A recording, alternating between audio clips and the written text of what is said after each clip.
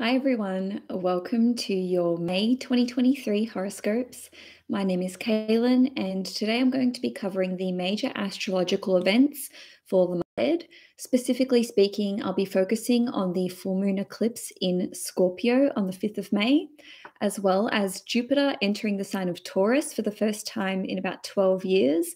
We'll have a look at the new moon in Taurus, and we're also going to touch on the Mercury retrograde in Taurus, which is happening right now. So I hope that you guys have a lot of patience with this live stream. We never know what can happen during a Mercury retrograde. But lastly, I'm going to finish up with the Mars entering Leo transit. So I will be going through the horoscopes for all 12 zodiac signs. After the live stream, I will be putting out some timestamps, but please feel free to help me out with those in the comment section below. And also, this is a Western tropical astrology reading, and I will be using the whole sign system. And lastly, just a little note that between eclipses, which means that your sleep patterns and cycles may be disturbed, especially if you've got young children. You may find that their sleeping habits are maybe regressing at this point in time, and also you may be experiencing heightened emotions. This can start to taper off from about mid to late May. Now, lastly, you can watch this horoscope for your rising sun or moon sign. The distinction between the three is that, generally speaking, the rising sign, which is also known as the ascendant sign, will be the most accurate for you overall. And if you are watching for your sun sign, this will pertain more to your career and your life goals and your creative self-expression. If you're watching for your moon sign, you can apply this information to your family life, home life, relationships, as well as property and living circumstances. If I were you, I'd be watching all three. And before I get into Aries, I always forget to say this, but please give the video a like if you enjoy it, and please subscribe to the channel if you want to receive regular updates. And I do these horoscopes monthly. So without further ado, let's have a look at Aries. So this is for Aries, sun, moon, and risings. For you guys, the full moon eclipse will be taking place in Scorpio in your 8th house, and this will be on the 5th of May. So, full moon eclipses, also known as lunar eclipses, are all about reaching the end of a cycle or a situation reaching its peak. Now, even though Scorpio is not making a direct aspect to you, I would argue that this will have more of an impact on you than the other signs, unless you're a fixed sign, because Mars rules over Scorpio and Mars is your chart ruler. So when you experience eclipses in Scorpio as an Aries, they would impact you more than your average eclipse. With a full moon eclipse taking place in your 8th house, this can see there being some sort of chapter coming to a close with respect to your mutual resources. So this could be property that you own with another person, joint bank accounts, joint business ventures or investments.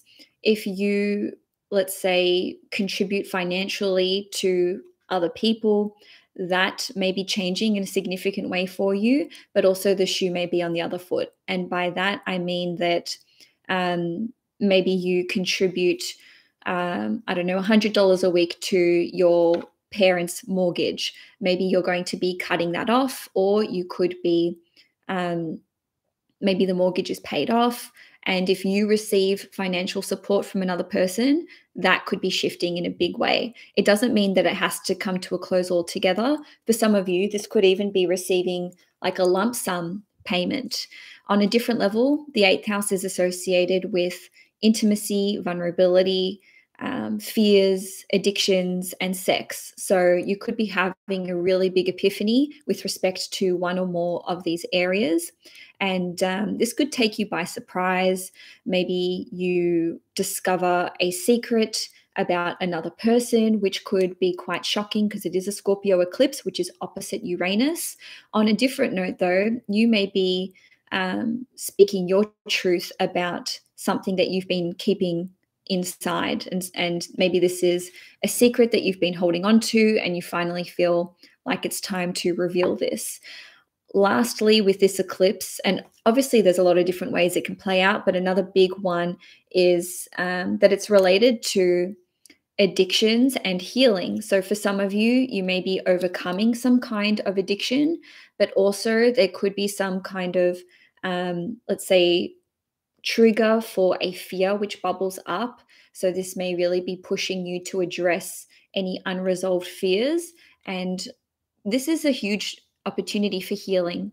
And that could be that some of you are having some sort of surgery or procedure, or maybe you are seeking out some kind of alternative healing practice. And this could alleviate a lot of fears, or let's say stress or trauma, which is trapped in the emotional body.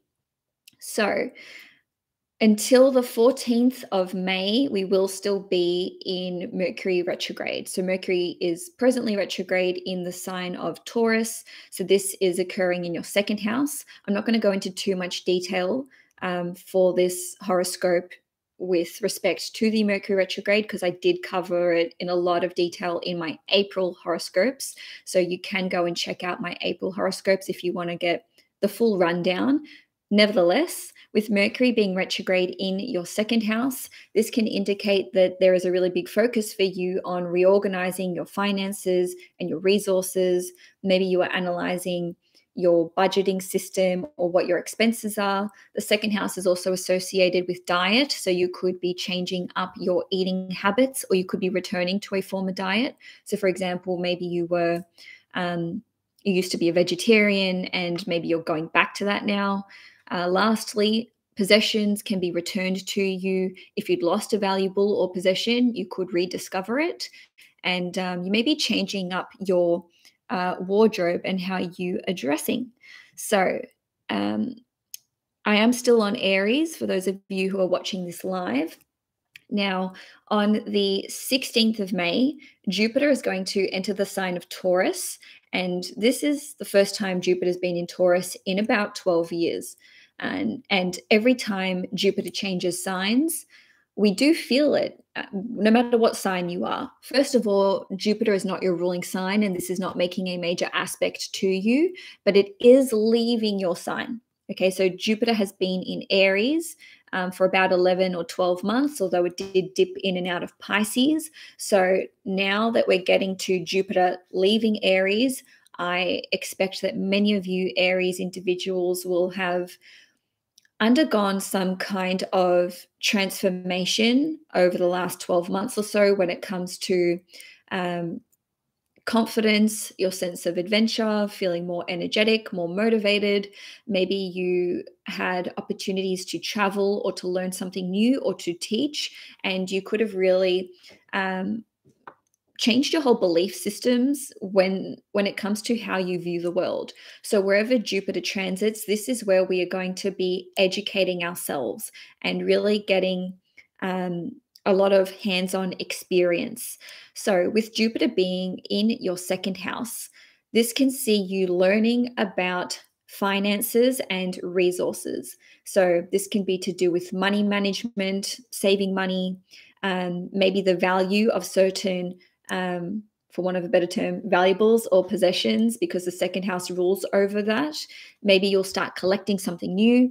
The second house rules over the five senses, as well as food, cooking, gardening, farming, wine, perfume, scents, as well as fashion, retail, and makeup and hair and beauty. So some of you may decide that you want to educate yourself in one or more of these areas, and you could experience a big increase in your finances and resources. You could be earning more money, and the ways in which you could be earning more money could be related to ninth house matters or 12th house matters, because Jupiter rules over the ninth and the 12th house.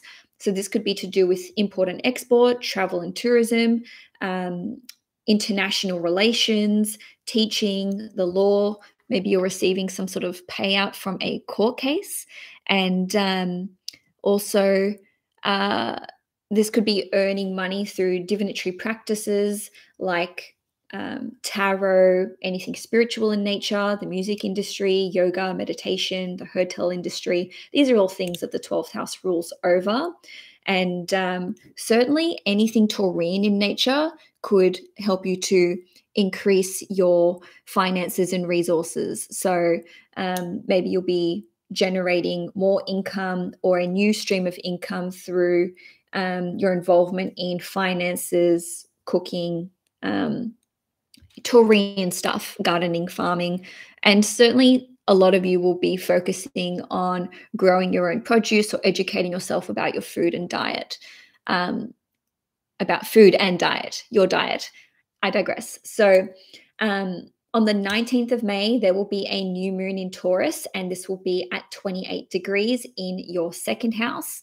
So what I love about this new moon is that Jupiter will be in Taurus already by this stage because it's just a few days later. So I think that there is some sort of potent new beginning or new chapter with respect to those second house matters that I've just mentioned. So again, finances, resources, gardening, cooking, the five senses, anything that I've just mentioned with Jupiter being in Taurus in your second house, you can apply that to this new moon and a new chapter starting there afresh.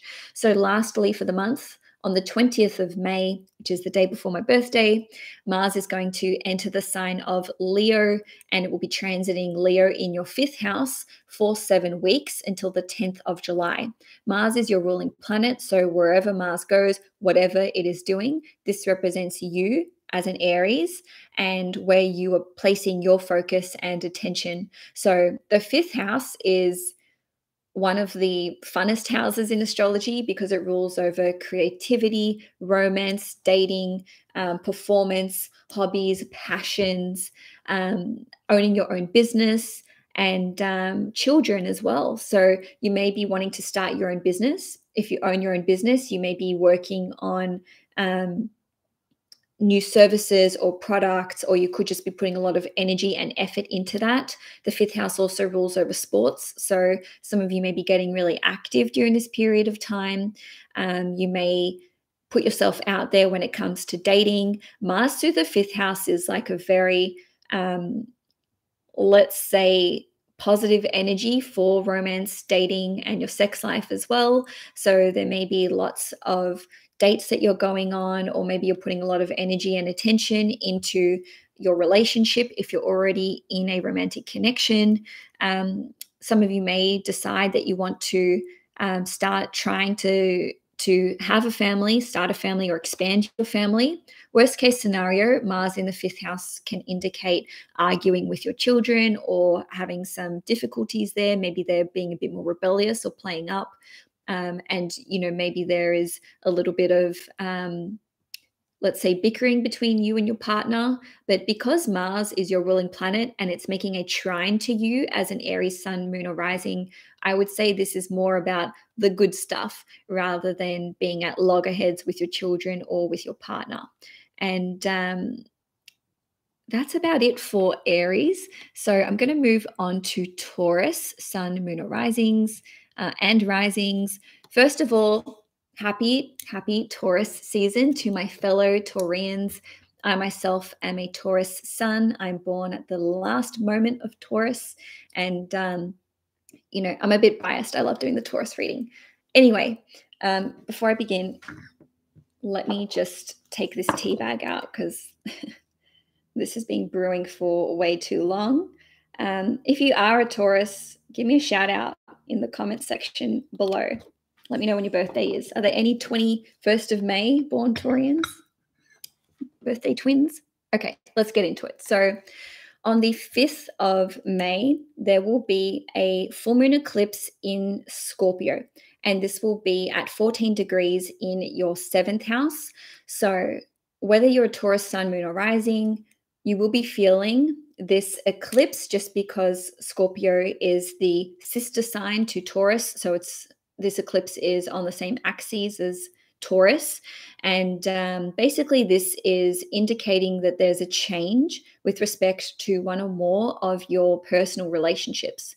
So a full moon eclipse in the 7th house can impact romantic relationships, business partnerships, client relationships, as well as contracts, because the 7th house is very much associated with contracts, as well as, did I say like friendships? If I didn't, it can also impact friendships. So with a full moon eclipse in Scorpio in the 7th house, worst case scenario is that there could be somewhat of a dramatic end to a connection with another person or with a contract. So maybe this comes out of the blue and you weren't expecting it. Maybe there's a fallout that takes place. It doesn't necessarily need to mean that the relationship is over. With a full moon eclipse in Scorpio, it could just be that you and the other individual are putting your cards out on the table, right? Where it's like things that have been suppressed and kept underneath the surface for a long time reach boiling point, and then it's like boom, all of a sudden, you know, you're speaking your mind and getting things off your chest that you haven't spoken about in such a raw way. Now, the Taurians who will be the most affected would be those around 14 degrees plus or minus 5 degrees. So that would be 9-degree Taurians up to 19 degrees. Nevertheless, I do think that this would impact Taurians no matter what degree you are. If you're a Taurus moon, this could be impacting your living circumstances because the moon rules over property. So maybe you are going to be moving out somewhere, moving out of where you currently live. Maybe someone will be moving in with you. Maybe someone will move out of your home. You could decide to sell your property, or this could affect your relationship dynamics, especially with your significant other.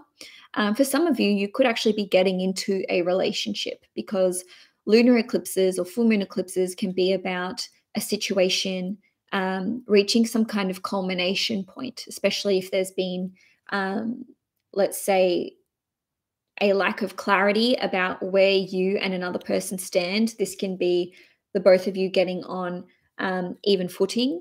Now, if you're a Taurus sun, this could be you fulfilling some kind of contractual relationship. Maybe you are letting someone go with respect to a business partner, or maybe you're no longer going to be working with a certain client. This could be an opportunity for you to land an important deal, especially because 14 degrees is the Taurian degree. So this could be associated with finances and resources.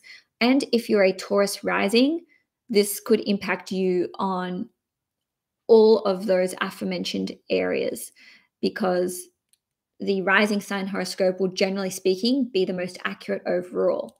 Now, Mercury will be retrograde in Taurus until the 14th of May. So it's from the 21st of April through till the 14th of May. As you are watching this horoscope, Mercury is currently retrograde in your sign, and Mercury will be retrograde from 15 degrees back to 5 degrees Taurus, which means that the Taurians who will be the most impacted by the Mercury retrograde would be those between 5 and 15 degrees. So with Mercury retrograde in the first house, you may be changing up your appearance, rethinking your path in life and your choices, especially if these are concerning your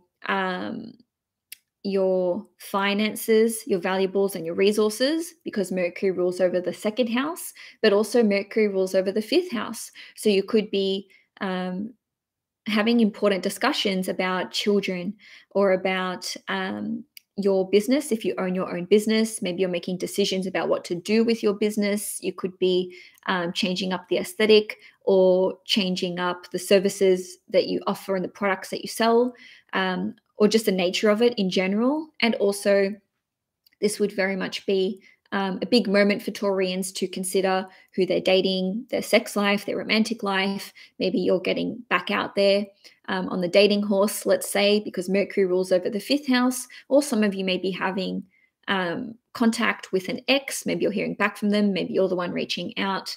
And like I said, Mercury will be retrograde until the 14th of May, but there's a 2-week post-shadow period. So honestly, it won't be till the end of May, until things sort of go back to normal and the whole Mercury retrograde energy can dissipate. And of course, that is when the eclipse season energy will start to taper off as well. So, in a nutshell, things may be quite all over the place, I want to say, for Taurians for the month of May. So don't sweat the small stuff. It's still your season until about the 21st of May. So with it being Taurus season and with Jupiter entering Taurus on the 16th of May, you guys are just going to be feeling amazing.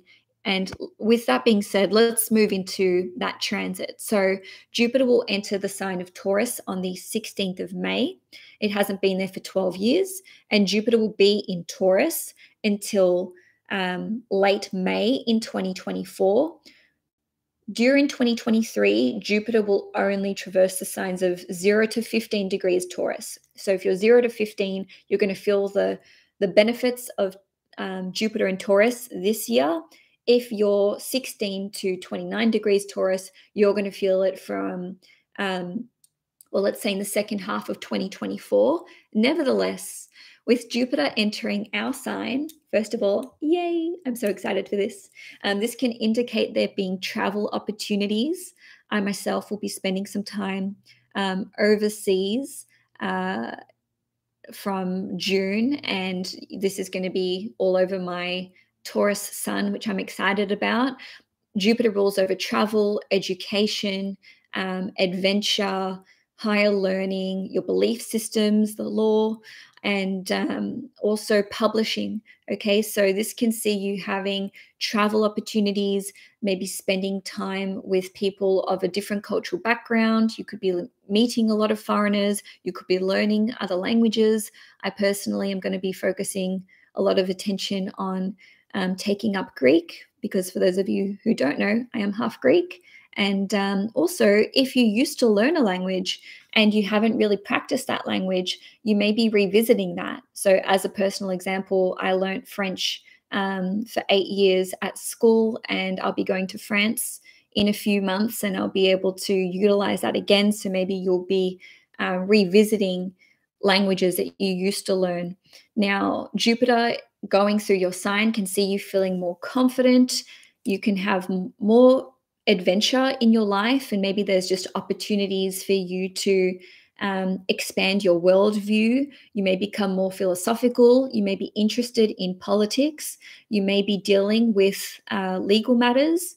And personally speaking, there's a couple of legal things that I'm going to be dealing with, so I can see how this is going to be playing out for me.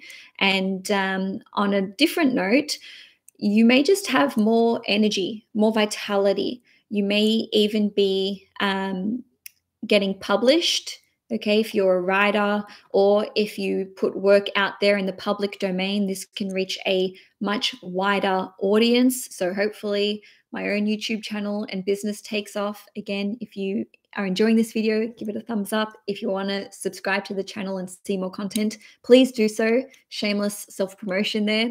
Now, on a different note, you can become more spiritual. And also, if you have been quite attached to certain belief systems, this can see you deprogramming yourself from those, especially if you were raised in a very religious household and you want to sort of make a bit of a departure from that belief system. Or some of you may be converting religions or becoming more devout in whatever religion you practice, because Jupiter rules over religions. So obviously it could swing in either direction. It just depends on your own personal chart. And Jupiter being in your 12th house is going to fill Taurians with a renewed sense of optimism, because Jupiter rules over optimism and our vision for the future. And it is associated with prophetic abilities as well. So there may be an opportunity for you to really delve into this spiritual and even psychic side, especially because Jupiter rules over your 8th house, which is associated with the occult and esoteric topics. So on the 19th of May, there will be a new moon in Taurus. at 28 degrees. So this is a new start and a new chapter for Taurians. And every year, when there's a new moon in Taurus, this is like a chance to plant new seeds and decide what it is that you want to attract into your life or manifest into your life. Now, on the 20th of May, Mars is going to enter the sign of Leo, and it will be transiting your fourth house. And that will be for 7 weeks until the 10th of July. Now, wherever Mars goes, this is where we're putting a lot of energy and attention into those matters, or into that domain, let's say. And it can also indicate there being tension or some kind of discord or something that we need to deal with, because Mars represents a challenge. So on one hand, there may be challenging circumstances that arise with Mars being in your fourth house, but a way to mitigate this is to set new goals or commit to your own challenge in this department. And I'll explain what I mean by that. So the fourth house rules over property, living circumstances. The fourth house rules over our family, our home life. It rules over our parents, especially the mother figure, and it also rules over very young children or the elderly. So essentially anyone who needs nurturing or who cannot care for themselves. Now, with Mars being in the fourth house, there may be things around the home that are breaking down that you need to repair. So don't be surprised if the dishwasher goes or if you need to get an electrician in. With respect to this, I would say set new goals, set challenges for yourself with Mars in the fourth house. Maybe start renovating something, do a DIY project, work in the garage, do some, let's say, gardening, which requires a lot of physical effort, because that way you're harnessing the energy of Mars being in your fourth house, and you can sort of steer it in the direction that you want rather than have it play out as you arguing with your parents or people in your family or people that you live with.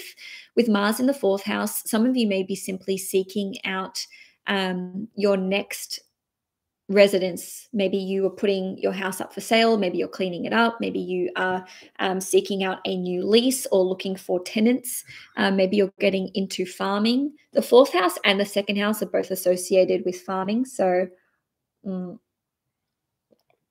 focusing on those areas could be a way to utilize that energy. And that's it for you guys for May. So if you enjoyed this horoscope, please give it a thumbs up. And now I'm going to be moving on to Gemini.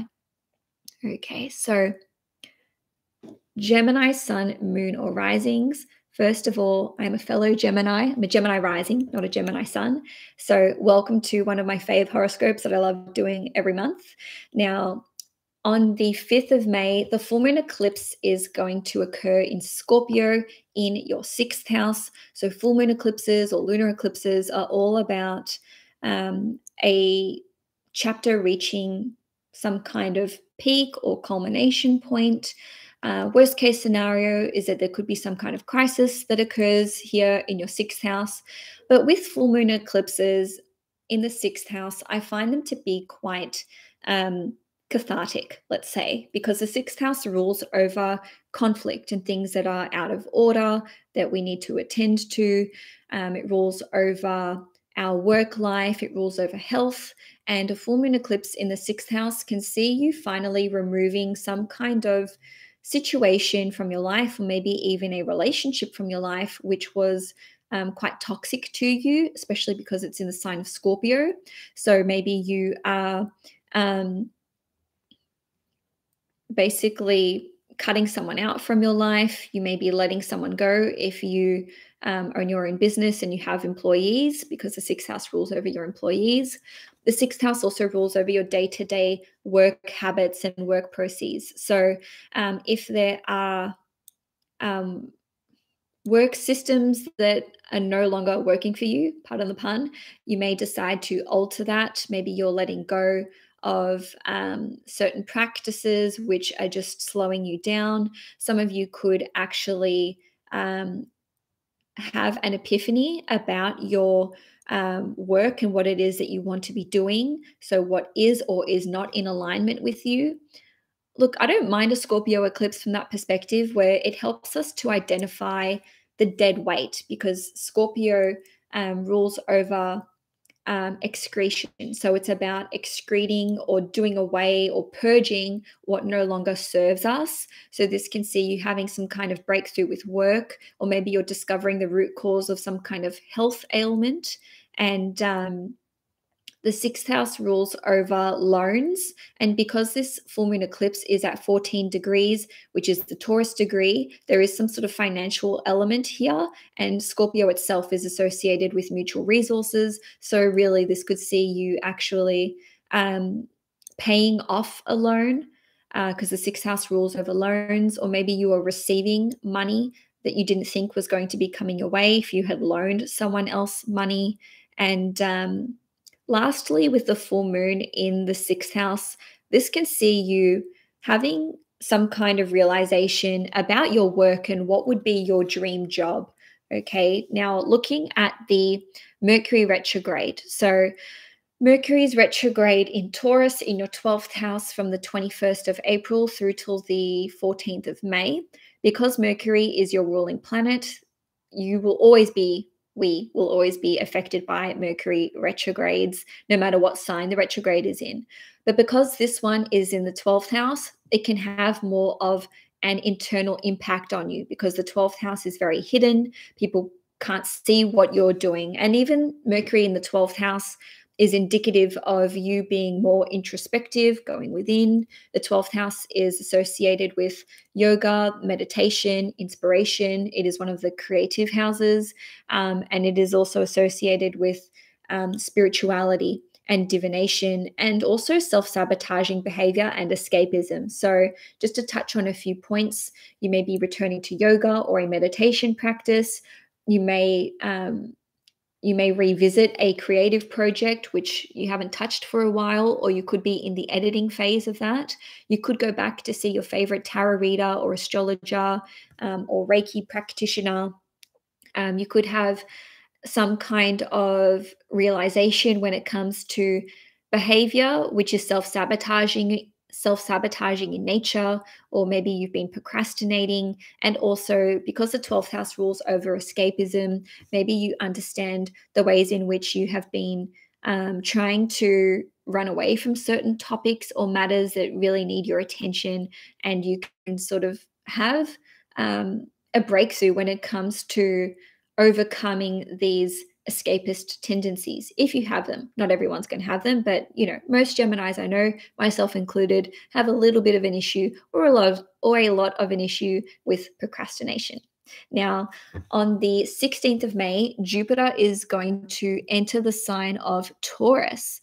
So, with Jupiter entering Taurus in your 12th house for the first time in 11 or 12 years, this can see you focusing on spirituality and occult practices, yoga, meditation, anything creative in nature. The 12th house is also one of the foreign houses. And of course, Jupiter rules over foreign countries and travel. So Geminis, with Jupiter in your 12th house for a year until May 2024, you may be educating yourself on these matters. So maybe you want to do a deep dive into learning more about yoga or astrology or tarot, or maybe you're going to finally start teaching in one of these areas, because Jupiter rules over education, but it's like the mentor and the mentee. So Jupiter represents both sides of the coin.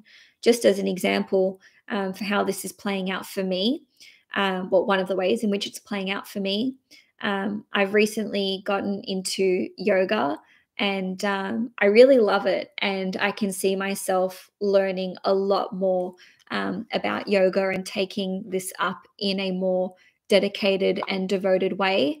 But also, Jupiter being in the 12th house and there being a connection to astrology here indicates, sort of is in alignment with my desire to finally teach astrology. And yes, I know I've been talking about this for over a year now, but what can I say? I'm a Gemini rising, so I've been procrastinating on this a little bit.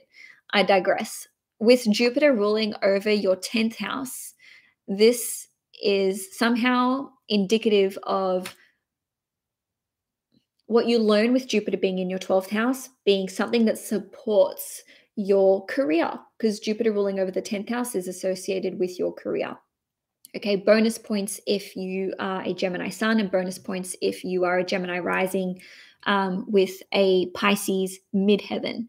On a different note, this can see you requiring a lot more sleep, because the 12th house is associated with sleep, or maybe you are educating yourself about altered states when it comes to meditation. And the 12th house also rules over large expenses. So there may be some large financial expenses that you are making. And for some of you, this could be investing in your career, because Jupiter rules over the 10th house. So this is like you spending on your career. Also, there are opportunities here to travel to far and far away places, which, as I mentioned in my Taurus horoscope, I'm going to be doing a lot of travel this year. So there are big opportunities for you guys to travel, specifically to places that are kind of like a culture shock from where you've come from, or just like a far and far away country. So what I mean by that is the 12th house would not apply to, let's say, Americans who are traveling to Canada, or Australians who are traveling to New Zealand, because that's sort of like, almost neighboring, if not actually neighboring. Now, lastly, even though I could go on about this transit for ages, Jupiter rules over your 7th house, which represents your personal relationships. So when the ruler of the 7th house goes in the 12th house, this can indicate ending an important personal relationship that you have with another person. Just remember that Jupiter is going to bring through some kind of blessing to the house that it is transiting, and you may not actually experience the full benefit of the Jupiter transit until after Jupiter has been through that house, which again would be May 2024. But essentially, you guys as Geminis are going to be learning a lot more about spirituality and the benefits of being introspective and going within. And this is also an excellent transit for anyone who works in the spiritual industry, music industry, pharmaceutical industry, as well as hotels, retreats, bed and breakfasts, and so on and so forth. So on the 19th of May, there is going to be a new moon in Taurus at 28 degrees in your 12th house. So all those topics that I just touched on with Jupiter being in Taurus in your 12th house, you can apply this to the new moon. So there is some definitive new chapter that is starting with respect to spirituality, yoga, meditation, music, understanding yourself at a psychological level, or yeah, I'm not going to touch on all of it again. But lastly, there may be a big purchase that you're making with the new moon in Taurus, plus or minus a couple of weeks. Now, the last transit I'm going to look at for Geminis is Mars entering the sign of Leo. So this will take place on the 20th of May, and Mars will be in your 3rd house for 7 weeks, and it'll be there until the 10th of July. So wherever Mars goes, this is where we're placing a lot of our energy and attention and putting a lot of personal effort into those matters. The 3rd house is associated with education, but more like short courses and training and personal development, rather than the 9th house, which is more like college, university, masters and degrees. Nevertheless, the 3rd house also rules over communications. It rules over working in small groups and teams. It represents co-workers, siblings and relatives, as well as short-term travel and sales and commerce. So you may be committing to a short education program. You may be the one who is developing one for yourself. So maybe this is part of your work. This is a transit where you can be bickering or arguing with siblings, relatives, friends, or co-workers. The best case scenario is that you are working collaboratively in a team effort on a new challenge, because it's sort of like coming together with the third house, and Mars rules over challenges and setting goals. So it would be best if you decide to work on something with other people so that it doesn't manifest as you sort of butting heads with other people. You may be working on developing a new website or innovating something new, or a new communications piece. And I would highly recommend it if you guys are wanting to learn something new, if you're wanting to start training or train other people, or if you are wanting to, let's say, write a book or start a YouTube channel. Mars rules over the 11th house, so this is quite positive for efforts put towards social media. And just lastly, as a little bit of a heads up, Mars in the third house can indicate the breakdown of vehicles. So I would recommend, if it's time that you get your car serviced, that you look at that, maybe just do some routine maintenance, and just be careful not to damage your devices, so technological devices. So just be careful with like phones and tablets and computers, that you're not being clumsy with those and breaking them. Okay, so now let's have a look at Cancer. But first, tea time. I'm excuse me, quite surprised that I'm 40 minutes in and I'm not even up to the fourth sign. Whoops. I'm going to try and speed these up a little bit. So, Cancer, Sun, Moon, and Risings. This full moon eclipse in Scorpio is taking place in your fifth house at 14 degrees. So, first of all, this eclipse is trining you, and this is very, very positive for Cancers, because you guys, more than any other sign, are impacted by full moon eclipses. Well, let's just say full moons and new moons, but especially full moons, because you're ruled by the moon. So it doesn't actually matter what sign the eclipse is in or what sign the full moon is in. You guys will be feeling it on an emotional level. And of course, this can play out on a physical level as well. So with the full moon taking place in your fifth house, this is activating your romantic life, so dating, your sex life, as well as owning your own business, if you own your own business, children, whether this is you wanting to have children, or this can impact your children who you've already, the children that are already in your life.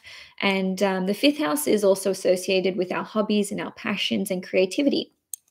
For some of you, you may be launching a business, you may be selling your business or closing it down, or launching some sort of new product or service, or perhaps you are no longer going to be selling a certain product, or offering a certain service. There could be a big financial breakthrough that comes through with respect to your business, especially because Scorpio is a money sign. It's not a money sign, but it rules over mutual resources. Well, I guess I would say that it is a money sign. And 14 degrees is the Taurus degree, which rules over finances and resources. So there could be some sort of big boon that is coming your way, financially speaking, or you may have to invest in your business. So there may be large expenses connected to your business. On a different note, some of you may be falling pregnant, giving birth. And for those of you who have children, this can indicate there being a big chapter coming to a close with respect to your child, more so your firstborn child, but it doesn't have to be.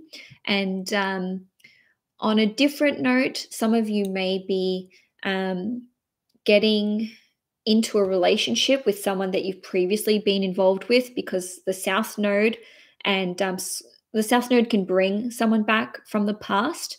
Some of you may decide that you want to walk away from a certain relationship, a romantic relationship, that is. And on a different note, this can indicate that there is a big breakthrough between you and your romantic partner, especially if there's been some kind of discord within that relationship, or if you have felt like you're not on the same page. I just want to reiterate that although eclipses can be quite dramatic and unexpected in nature. This one is still making a trine to you. So something positive can certainly be coming out of this eclipse for you. Now, I am still on Cancer.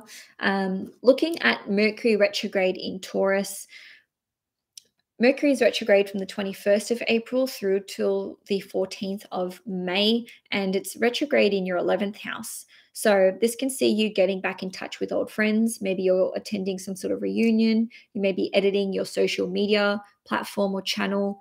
There could be some changes to your passive forms of income or residual forms of income. Just as an example, this could be with respect to rent money that you receive or royalties or dividends.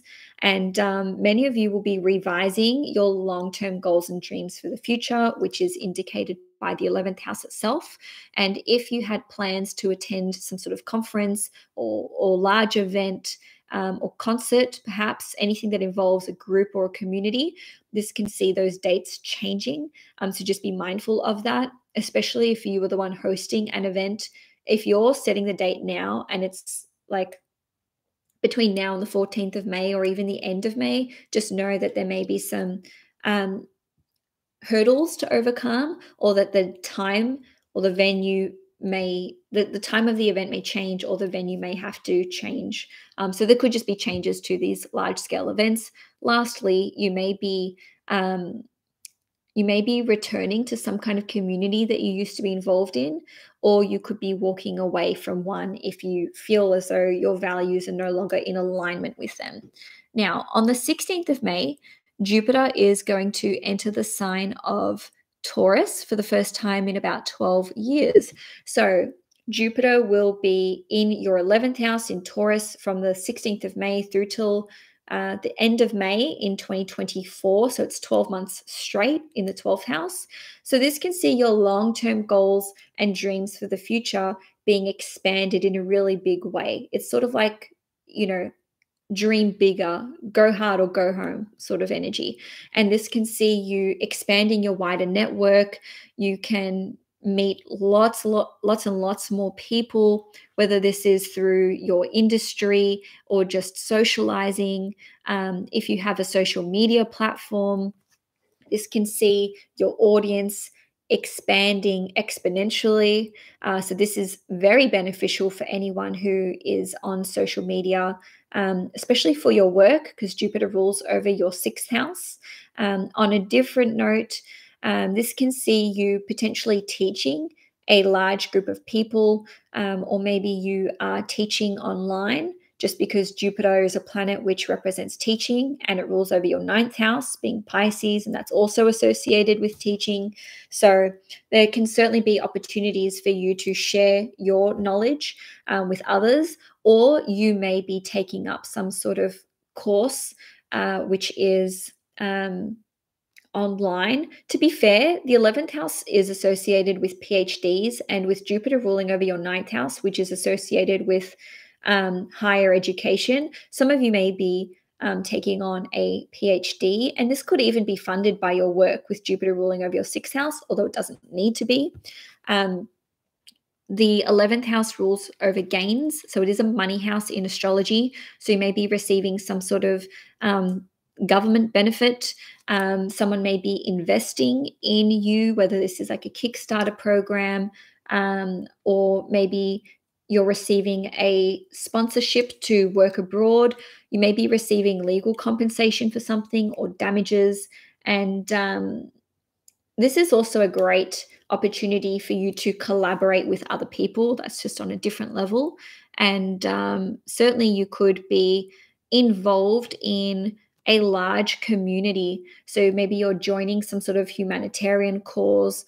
You could be running a non-for-profit, or you could be working in a very large organization while Jupiter is in your 11th house. So obviously that's a lot of food for thought. I hope that all of that makes sense for you guys. Now, on the 19th of May, there will be a new moon in Taurus at 28 degrees, and this will be in your 11th house. So if you just cast your mind back to what I've talked about with Jupiter in your 11th house, this can be a new chapter starting there. Maybe it's a new social media platform or channel. Maybe it's joining a new group or community, making a new friend, collaborating with another person, receiving financial support from someone else. And this could be you generating a new stream of passive income. Now, on the 20th of May, Mars is going to enter the sign of Leo. So it will be transiting your second house, and it will be there for 7 weeks until the 10th of July. And wherever Mars goes, this is where we're putting our energy, our effort, and our attention. So Mars in the second house can see you generating a new stream of income. There can be a lot of expenses while Mars is in the second house. I have noticed that for myself personally. And for some of you, you could be investing in a new business or a business venture or your career, especially because Mars rules over your 5th house, which is Scorpio, and your 10th house, which is Aries. There could be some big expenses on for your children with Mars ruling over the 5th house, or maybe you're just spending money on your hobbies and passions. In any case, this can also see you clearing out your closet, your wardrobe, because the second house rules over storage, or maybe you are putting energy and effort into your diet and trying to cut something out of your diet, specifically speaking. So now let's have a look at Leo, Sun, Moon, or Risings. And just a sec, guys. It's chamomile tea, in case you're wondering. And this is my Harry Potter mug. By the way, this is the Marauders map. I'm Harry Potter obsessed. I'm a huge Harry Potter fan. So Leo, Sun, Moon, and Risings. On the 5th of May, the full moon eclipse will be in Scorpio in your 4th house at 14 degrees. So some of you may be finishing up a lease. You may be signing a new lease. You may be moving out of your current residence, or someone may be moving out of your home. This can see you discovering important information about your ancestry or your lineage. And for other Leos, especially if you're a Leo moon and Leo rising, less so Leo suns, this can see you letting go of some sort of emotional baggage that you've been carrying around with you. So this is actually a very potent time for healing and letting go of things from your childhood or that have been impacting you negatively, emotionally speaking. And also some of you may be actually getting back in touch with a parent, because the 4th house rules over family, and the South Node represents bringing something back from the past. So you may be forgiving your parent for something that happened between you, or you could just be making peace with certain childhood influences or family influences. And these could absolutely be at the forefront of your mind. Even if you're not making peace with them, it could just be that you're feeling emotionally affected by the events of your childhood or just family influences in general. Now, from the 21st of April through till the 14th of May, Mercury will be retrograde in Taurus in your 10th house. So whenever Mercury is retrograde in the 10th house, this can represent rethinking our career. This can be changing our perspective on our life's purpose and what we want to be doing with respect to public reputation, our vocation, and our public identity. This can also indicate that you are having a change in your status. And this is like your status of all kinds. So the 10th house, when it's activated, this can impact our employment status as well as our relationship status, or even your status as a parent. Okay, so because it's a retrograde, this is more about reverting back to something or making decisions about what to do going forwards. So even if nothing really changes, between the 21st of April and the 14th of May. It could be that after the 14th of May, you've landed on some important decisions that you want to make, and then it's about taking action on those. In any case, this is a huge, huge month for Leos when it comes to your career and when it comes to your public identity and your public reputation, because we've got Mercury retrograde in the 10th house, followed by Jupiter entering Taurus in the 10th house, followed by a new moon in Taurus in the 10th house. So let's have a look at Jupiter changing signs, shall we? Jupiter is going to enter the sign of Taurus on the 16th of May, and it will be in Taurus in your 10th house for 12 months until May 2024. This is the first time Jupiter's been in Taurus in about 11 or 12 years. And this is hugely, hugely beneficial for Leos when it comes to their career, their influence in society and in the world, receiving more acknowledgement for your public standing and for what you represent and for what you stand for, because essentially Jupiter represents influential people, coaches, mentors, teachers, people who are well educated. It's like the ultimate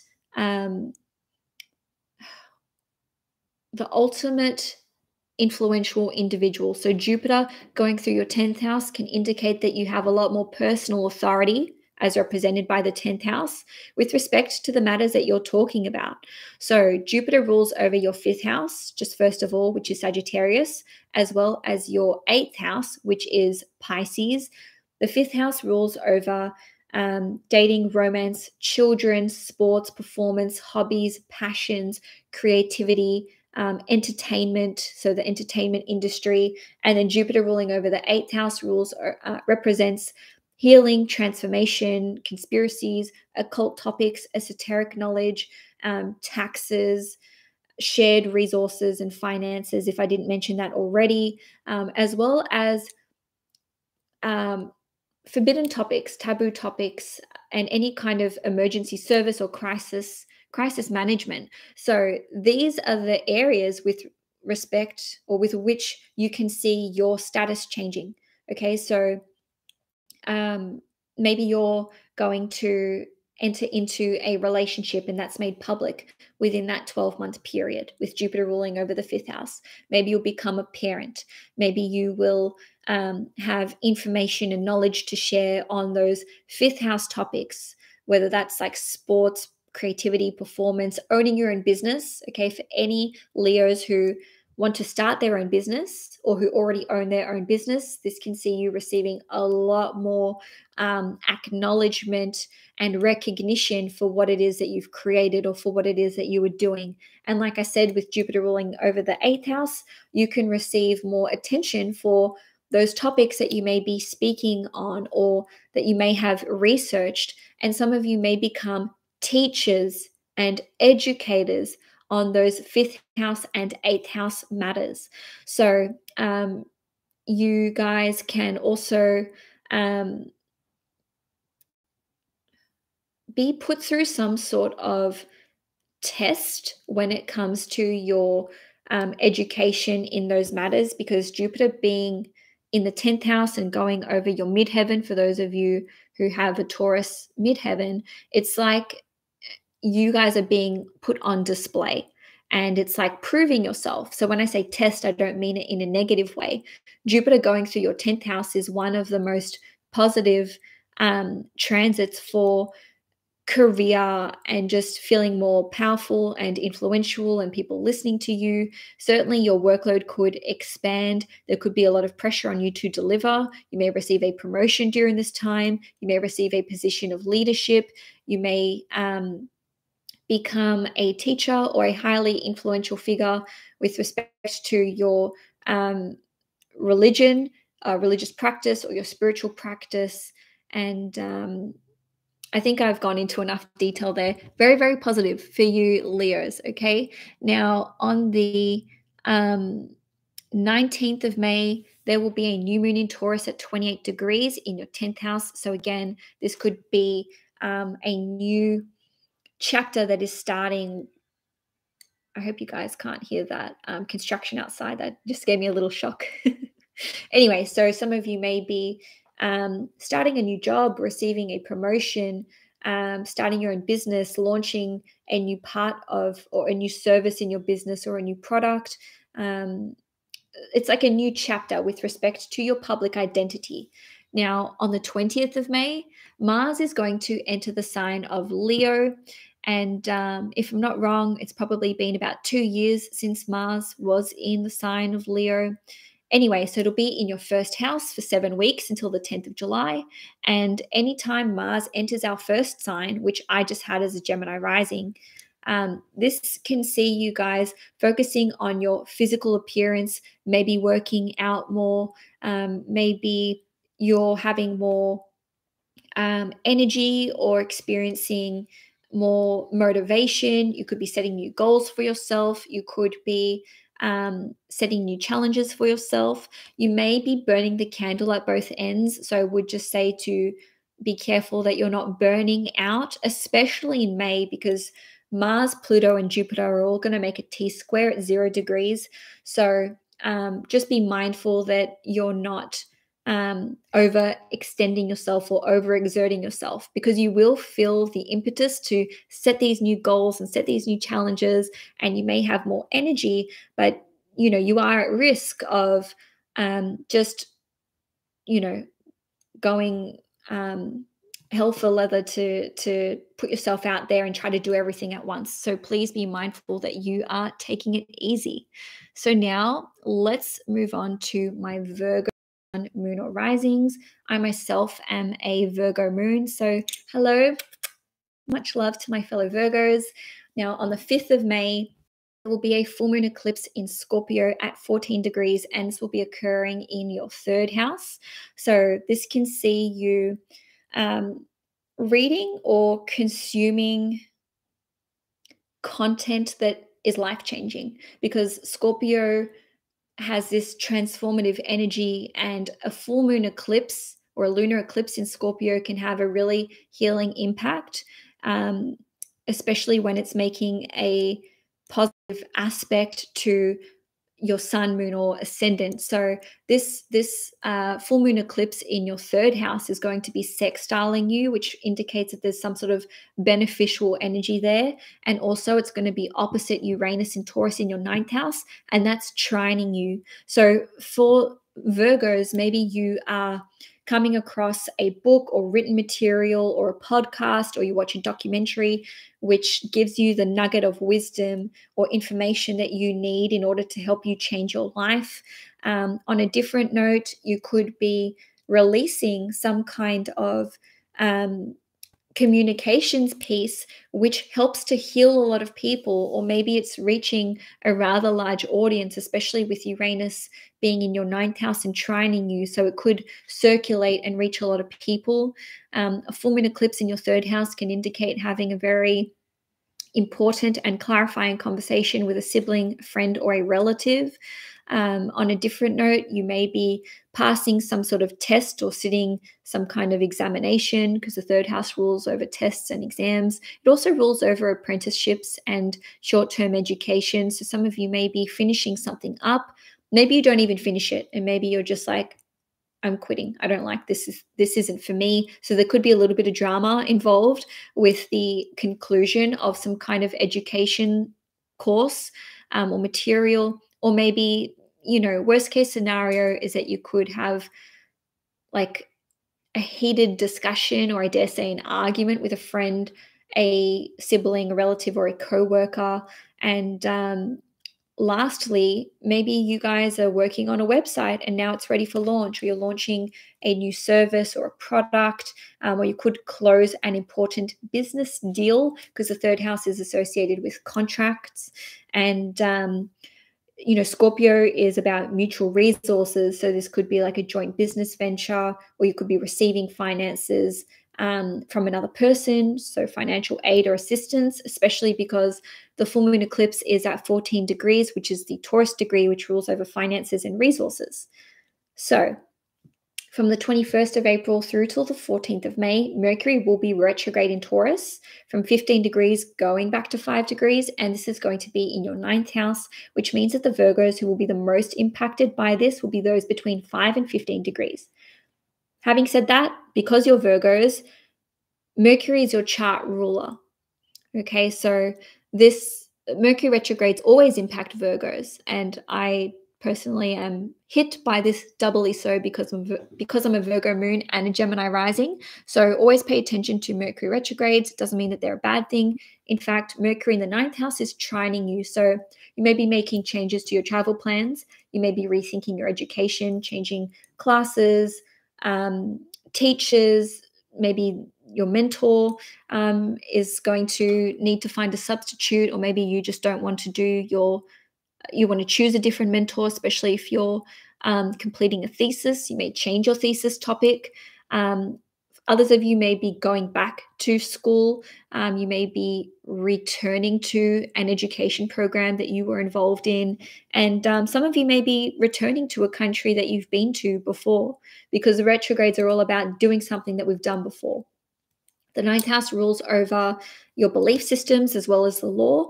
So some of you may be appealing a court decision or a court case. You may be reopening a court case, or you may have to get back in touch with your solicitor or your lawyer. Some of you could simply be rethinking your belief systems. How do you view the world? What's your vision for your future? Especially because Mercury rules over your 10th house, which is Gemini. And this is like, what do I want to do with my career? What do I want to do? Like, what's my life purpose? Maybe you're having an epiphany with respect to your life purpose.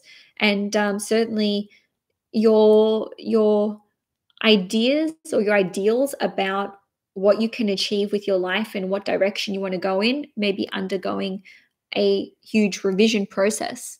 Now, from the 16th of May, Jupiter is going to enter the sign of Taurus, and it will be in your 9th house for 12 months until May 2024. In 2023, Jupiter will only go from 0 to 15 degrees, and it'll have a retrograde motion in 2023. So essentially, the Virgos who are going to feel this Jupiter and Taurus transit the most will be those between 0 and 15 degrees in 2023. If you're 16 to 29 degrees, then you're going to feel it in the first 5 months of 2024. So, one moment.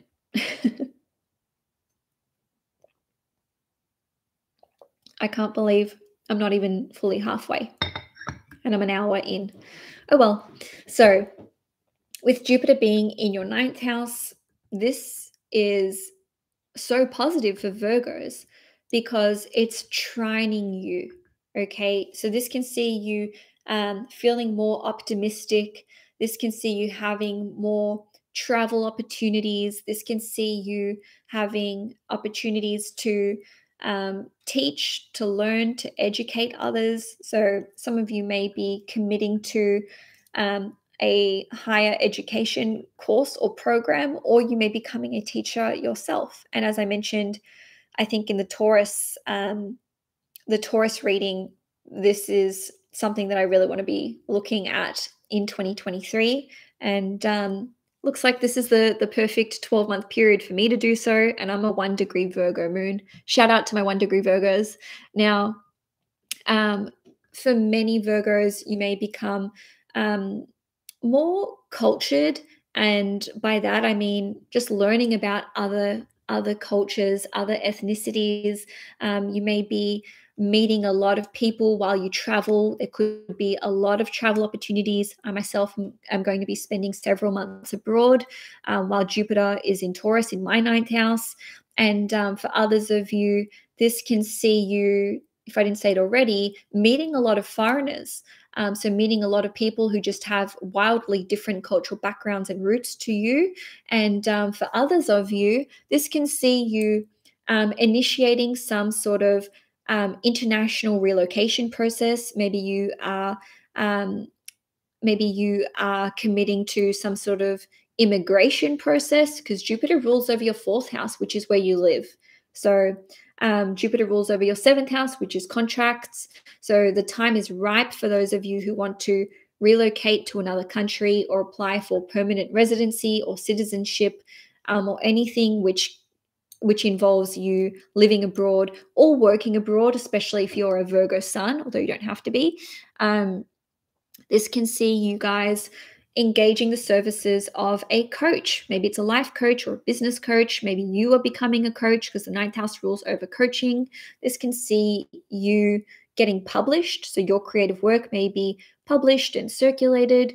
For others of you, you could become a grandparent during this 12-month period. So shout out to my Virgo sun, moon, and risings becoming grandparents. And I say this because Jupiter rules over your fourth house, which represents your lineage. And the ninth house is the fifth house from your fifth house. So this is your children's children.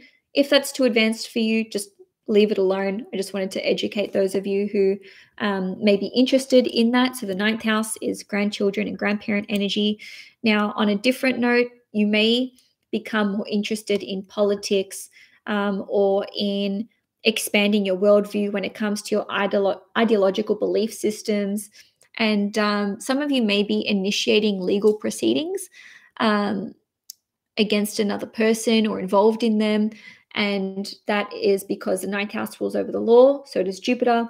And maybe this is to do with a divorce or a separation with Jupiter ruling over the seventh house, or it could be to do with your own family with Jupiter ruling over the fourth house, or maybe it's property. And by the way, this doesn't need to be negative at all. You know, court cases and legal proceedings, they don't need to be like when you hear it in an astrological transit video, don't think worst case scenario. Like there's a way to still, for some of you, there'll be a way to still do things amicably or harmoniously, especially because Jupiter is trining you. So I just wanted to say that if you are involved in legal court cases or proceedings, Jupiter trining you guys as Virgos represents some sort of divine protection over us as Virgos, let's say. And also Jupiter in the ninth house can indicate falling pregnant. Hear me out. It is because it's trining you, okay? And Jupiter is one of the most, in a Jupiter trine transit is one of the most powerful for pregnancy. So I would be looking at your degree, okay? So whether I would want to see Jupiter trining you within a few degrees, especially if you're between 0 and 15 degrees, because Jupiter is going to go back and forth over the trine. I digress. On a different note, this can indicate some of you getting married because Jupiter rules over your seventh house, which is Pisces, and this represents partnerships and marriage. And the ninth house is also associated with marriage as well. Now, on the 19th of May, there will be a new moon in Taurus at 28 degrees in your ninth house. So I'm not going to go into too much detail, but it's a new chapter starting with respect to ninth house matters. So this could be to do with a new chapter with your education, travel, belief systems, legal matters, and just your worldview as well. Lastly, for you Virgos, on the 20th of May, Mars is going to enter the sign of Leo in your 12th house, and it will be there for 7 weeks until the 10th of July.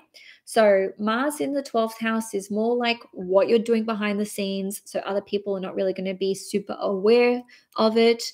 So the 12th house is a hidden house, and wherever Mars goes, this is where we're putting energy and attention and our effort and focus. So you may be focusing on spirituality, yoga, meditation, working on some kind of creative project behind the scenes. You could be working on self-sabotaging behavior and, doing away with exhibiting these behaviors which are negatively impacting you. You may overcome a fear or overcome an addiction. Worst case scenario is that Mars in the 12th house can see those fears and addictions flare up. But just know that Mars is going to allow you to make a lot of headway here, especially because it rules over the 8th house for you guys, which is Aries. And so it's like you can really transform your life in a unexpectedly rapid way, because Mars ruling the 8th house is like this quick transformation.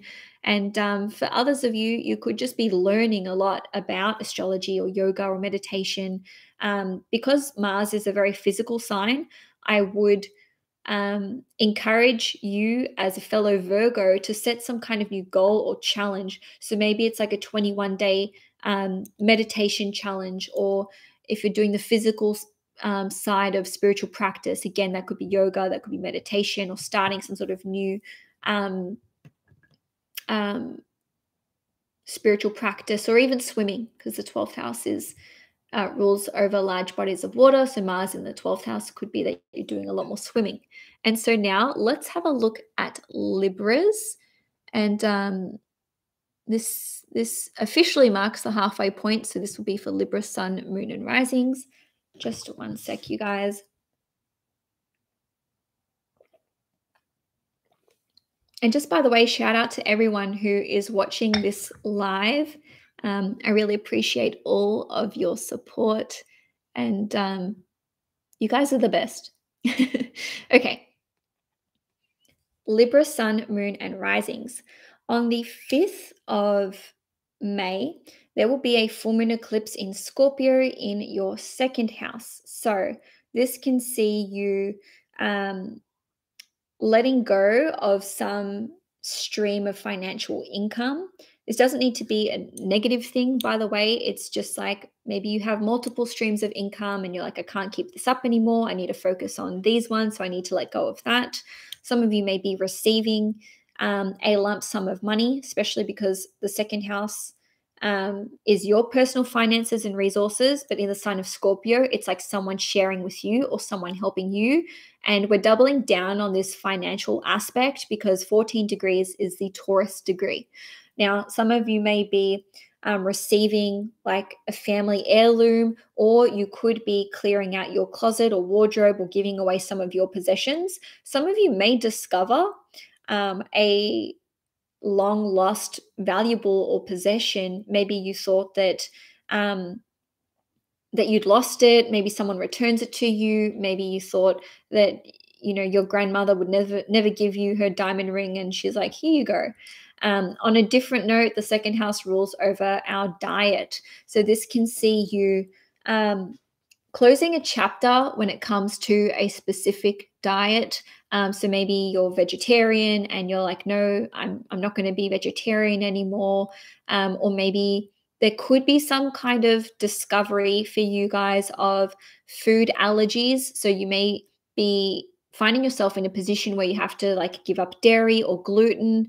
And lastly, the 2nd house rules over our values, especially family traditions or family values, which have been passed along through your family line. So these can be quite unconscious or subconscious, let's say. So you may be letting go of that. And that may be something which has been holding you back. And now you feel quite liberated from like upholding this family tradition that is not actually in alignment with you and your beliefs.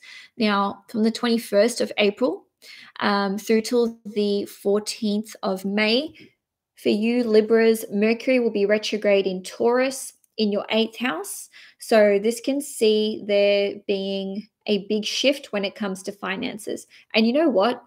Almost this entire horoscope for you guys, actually, all of it is hitting your financial sectors, because we're having the 2nd house activated, which is personal resources and finances, and the 8th house, which is mutual resources. And then we've also got the 11th house with Mars entering Leo, which I'll talk about at the end. So money, money, money is the topic for you Libras.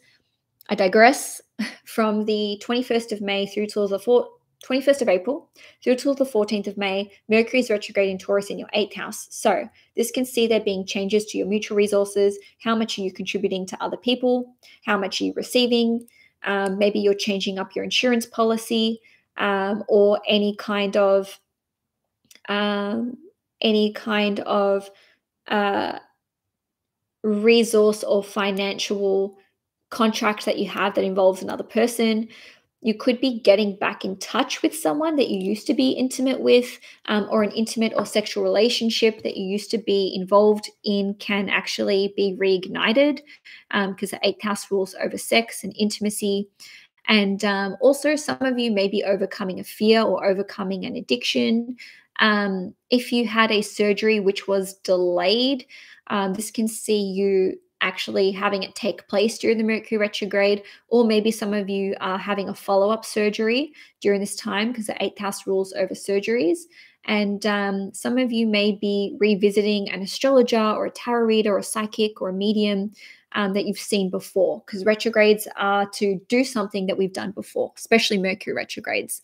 Now, on the 16th of May, Jupiter is going to enter the sign of Taurus. So this will be in your eighth house. And this is the first time Jupiter has been in Taurus in your eighth house for like about 12 years. So wherever Jupiter goes, we are learning about these houses, we are learning about these topics, but also we can receive some sort of blessing or good fortune or good luck here.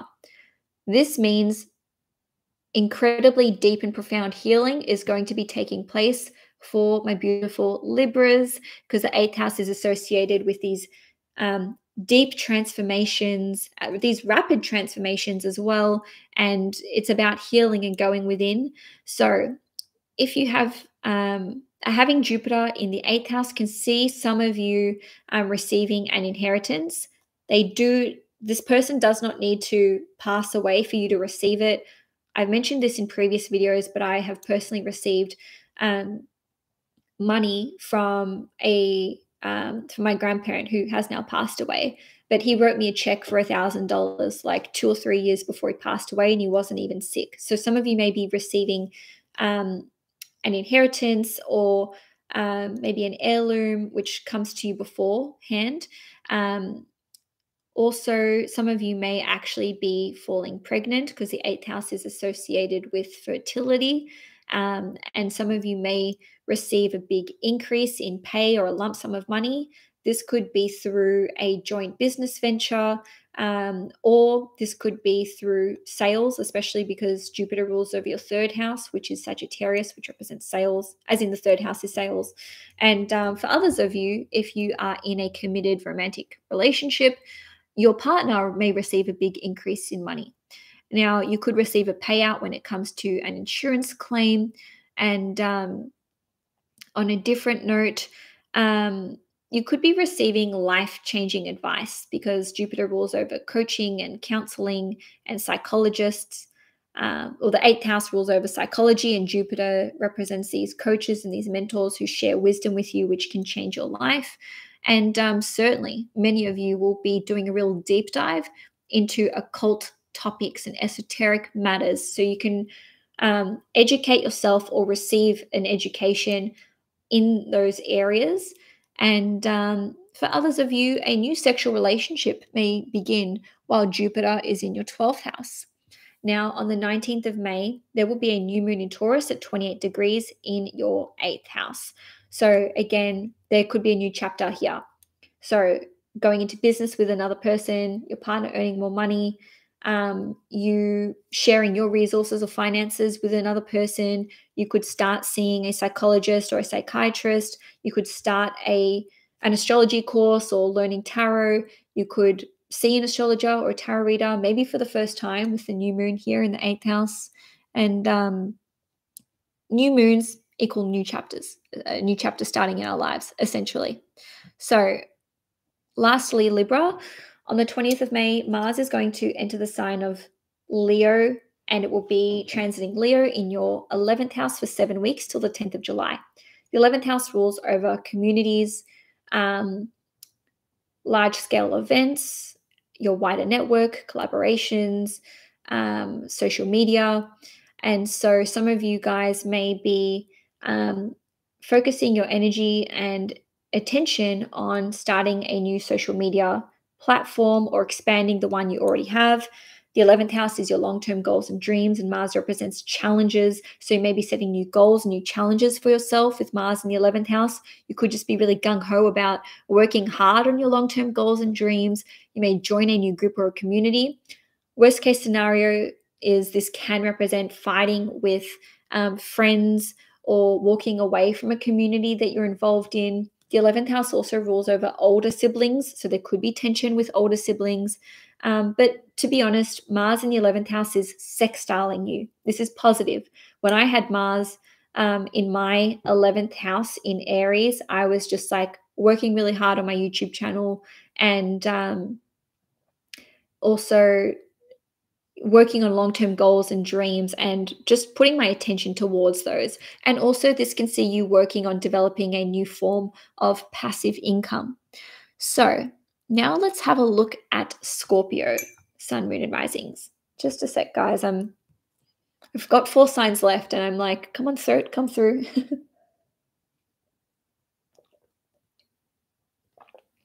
Anyway, my tea's cold. Okay.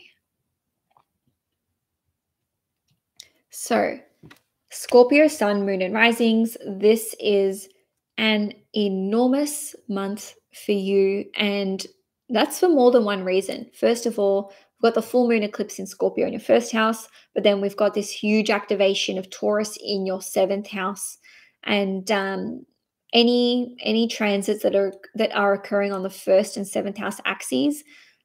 There's a lot happening in our personal lives, but then also in the lives of our partners or just in our relationship sector, let's say.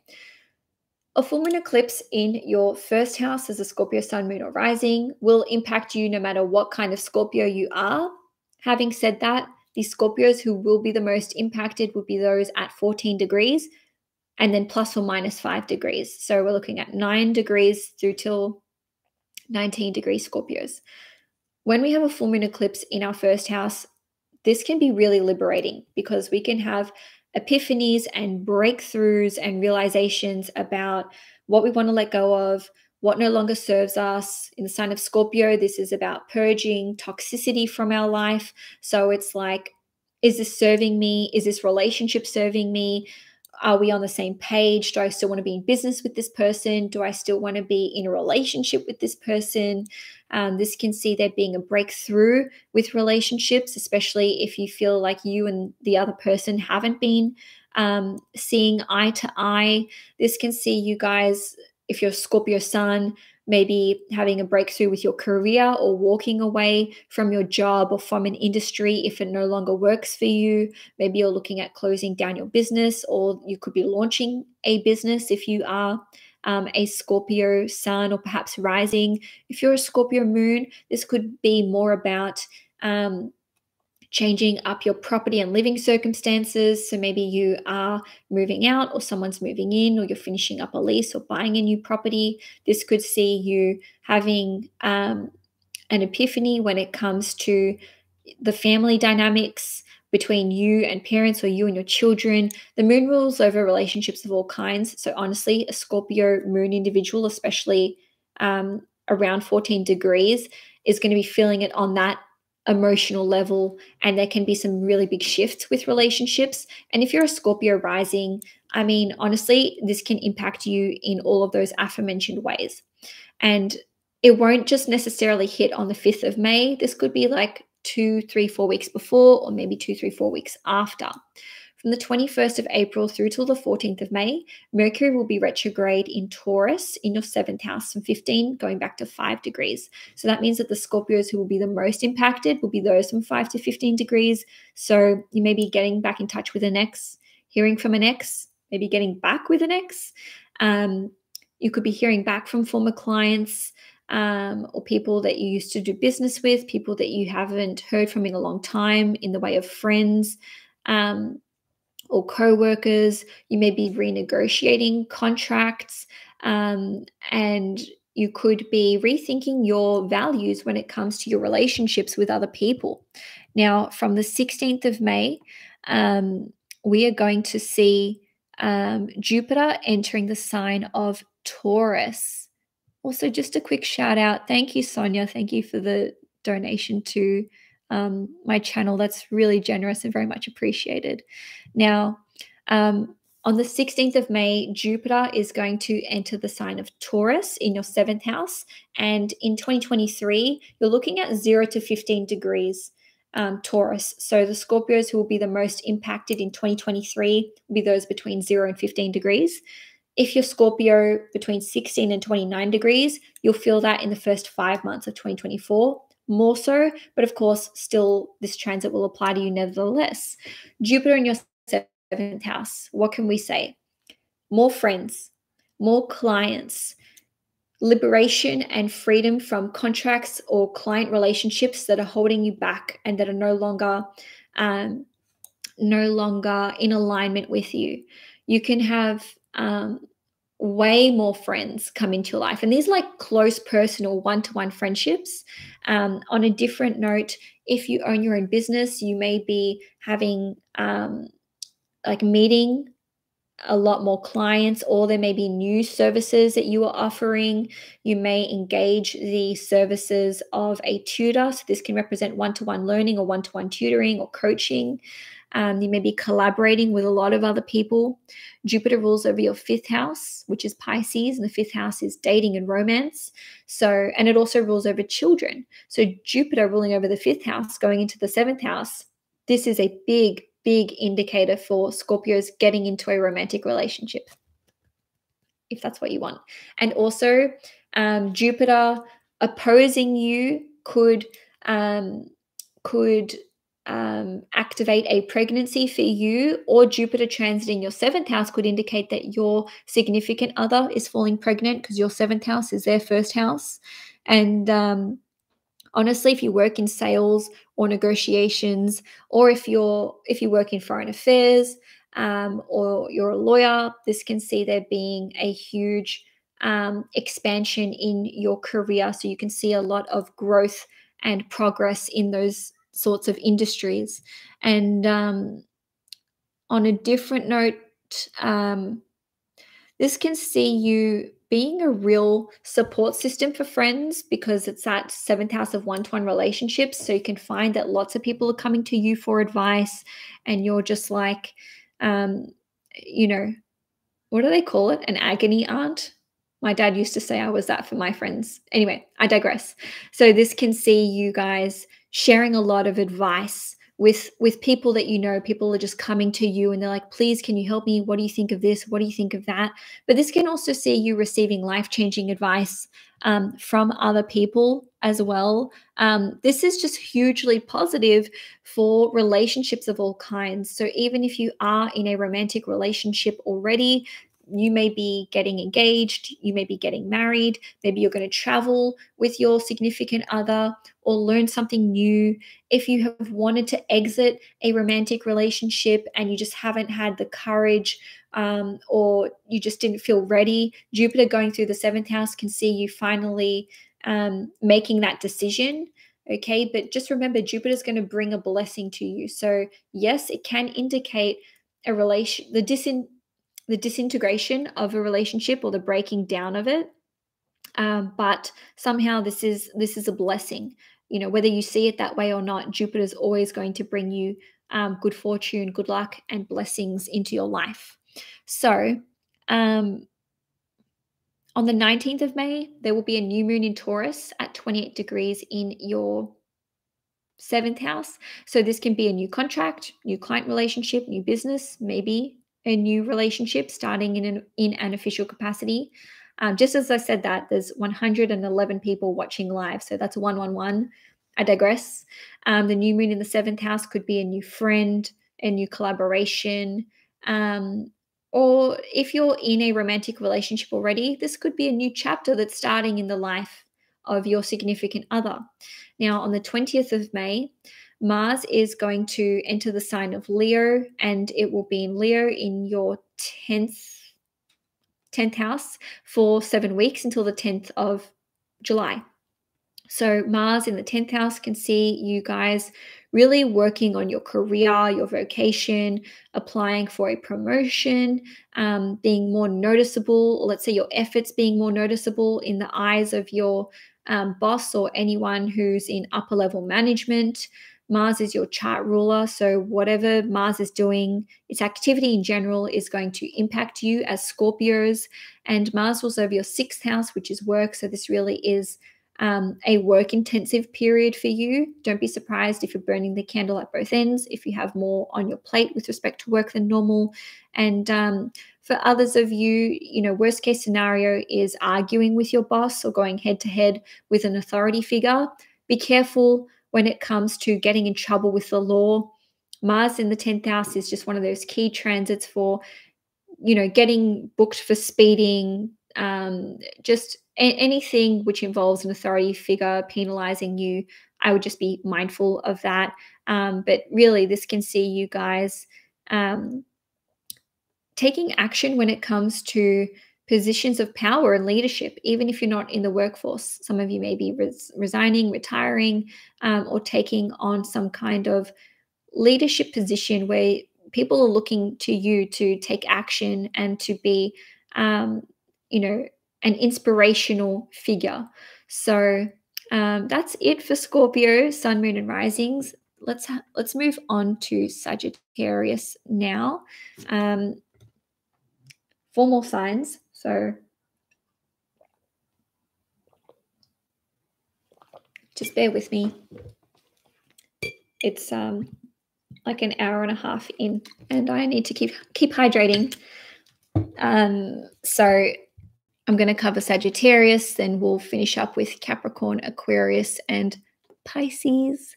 So Sagittarius, Sun, Moon, and Risings. On the 5th of May, there will be a full moon eclipse in Scorpio in your 12th house at 14 degrees. So this is much more of a psychological influence.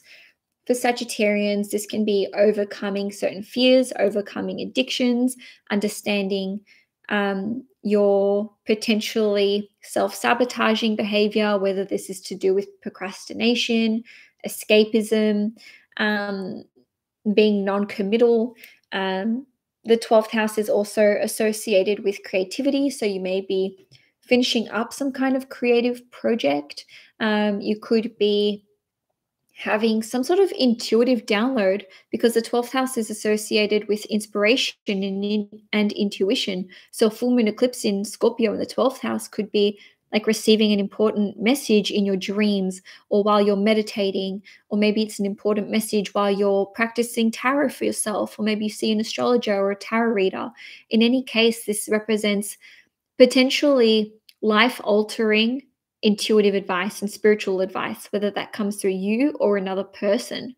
And like I said, because it's in the 12th house, this is on more of an internal level, so you may not feel it too intensely unless you are unless you have planets in Scorpio or perhaps fixed signs. Now, from the 21st of April through till the 14th of May, there is going to be Mercury retrograde in Taurus in your 6th house from 15 degrees going back to 5 degrees. So this can see you returning to the workforce, maybe returning to an old job, touching up your resume, rethinking your work, so work opportunities or prospects. Former work opportunities could be coming back around to you with this Mercury retrograde. You may have an audit occurring on your taxes. So just be mindful of that. A debt could be repaid to you, or a debt, or you may be paying off some sort of loan or debt. And the 6th house is also associated with health habits and routines. So this is actually a very positive time for you to kick an old health habit, but please be mindful of former habits creeping back in. So just be careful. If you used to bite your nails and you haven't done that for years, you may be inclined to do that. So that's just a random example. This can see you having an epiphany when it comes to health issues or ailments, and maybe you're getting to the root cause of why certain ones exist. And others of you may be going back to health doctors or health practitioners for checkups. Now, From the 16th of May through till the end of May 2024, Jupiter, which is your ruling planet, will be in Taurus in your 6th house. So this is a 12-month transit. Last time Jupiter was in Taurus was like 12 years ago. And because it's your ruling planet, wherever Jupiter goes, whatever it's doing, this impacts Sagittarians in a really big way. So the 6th house is associated with work, habits, routines, health, pets, being of service, also day-to-day tasks like what you do for work, admin, cleaning, etc. So, and it is also one of the legal houses. So with Jupiter being in your 6th house, this indicates that there is a big focus on these areas and that you could be learning something new about these areas. You also may be traveling for work. Let's talk about them in order. With work, you may travel for work, especially if you're a Sagittarius sun or rising. You may be having a lot more work on your plate, so the workload could increase. You may start a new job. You may leave your existing job. Maybe this is for a sabbatical or to start a new line of work. You may start working for yourself. For those of you who own your own business, you could be expanding your office. You could be hiring more people. And this could be indicative of on-the-job work experience. So this is maybe hands-on experience. On a different note, with your work environment, it could become more spiritual or more political. So on one hand, maybe there are like sleeping pods, or there's like a yoga studio in your workplace, and now you can, practice spiritual or maybe religious, what's another word for practice? Whatever, practices. And on a different note, there may be more of a political environment coming into your work. So maybe you have to toe certain lines or watch your mouth, basically, as a Sagittarius. I know you guys don't like that, which is fair enough. For others of you, I think I mentioned this before, but you could be traveling to work. So there could be, it could be that you relocate to an international office, or your job could be a global. You could work for a global company, or your work could involve air travel, or maybe you're becoming a pilot or a flight attendant or something like that.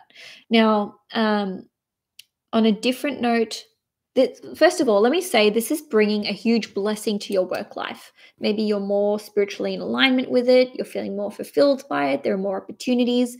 Maybe you'll have more influence in your workplace. Jupiter through the 6th house is very positive for work, just generally speaking. Now, with health and exercise, there could be a big focus on this. You could receive a huge blessing when it comes to your health. You could educate yourself about health matters. You could be trying new healing modalities, or just see an improvement in your health in general.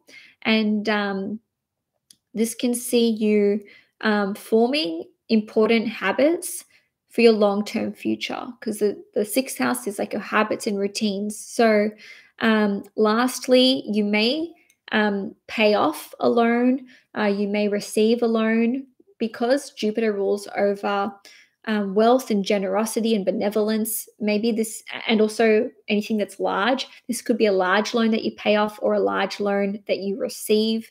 You could just be feeling more confident about your health, about your work.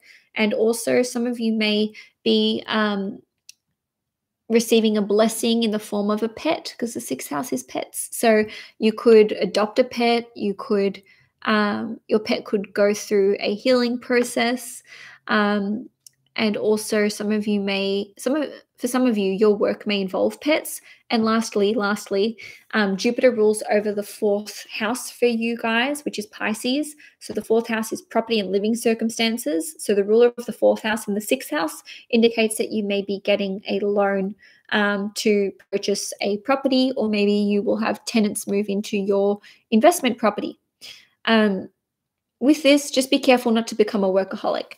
Now, on the 19th of May, there will be a new moon in Taurus at 28 degrees, and this will be taking place in your 6th house. So new moons equal new chapters. So again, this could be new pet, new job, new employee, new health habit, seeing a new doctor, trying a new health treatment.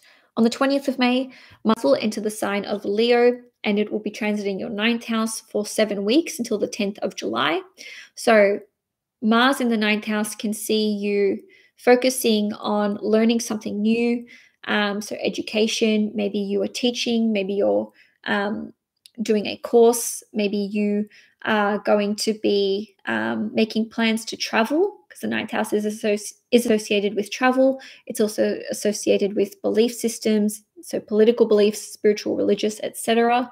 So you may be doing some work on those and really focusing your attention on what your beliefs are. The 9th house is associated with publishing. So this can see your work being published, or you working towards having something that you've created be circulated to a wide range of people, with Mars ruling over your 5th house, and the 5th house being associated with owning your own business. Maybe you are looking at branching out, and maybe you're looking at import and export to foreign countries, and this can see you working on the long-term vision that you have for owning your own business, or for innovating or creating something new. Now, let's have a look at Capricorn, Sun, Moon, or Risings. On the 5th of May, there will be a full moon eclipse in Scorpio, and this will be at 14 degrees in your 11th house. So this is about the ending of a chapter or a cycle taking place. So you may, you and a community that you're involved in may have some sort of big win, or you may be closing out a project, or maybe there's some sort of success that takes place here.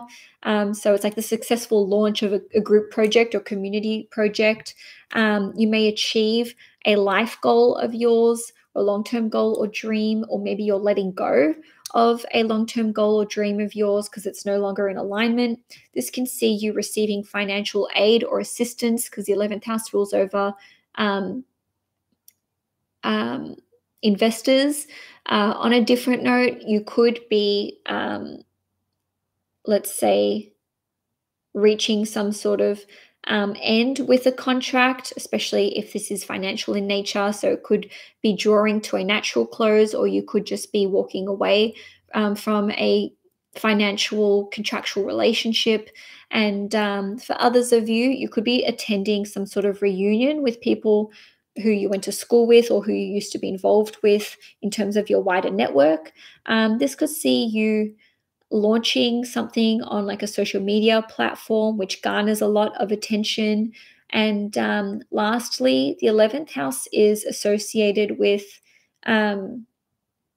passive forms of income and residual forms of income. So there could be a payout that comes your way. It could be government directed in nature. It could be legal in nature. So maybe receiving compensation or damages for something, or maybe you're receiving like a lump sum of money, or maybe rents, royalties, or dividends are coming to a close. So perhaps you're selling a property and you're getting a payout for the sale of that, or maybe you're selling off your investment property and you're no longer receiving rent money. Just a random example.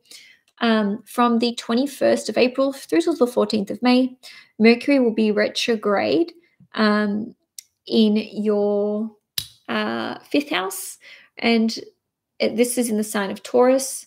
So you could be reopening your business, you could be closing your business, you could be rebranding or changing the aesthetic, you could be offering services once more that you used to offer, or you could be bringing back old products and selling these again.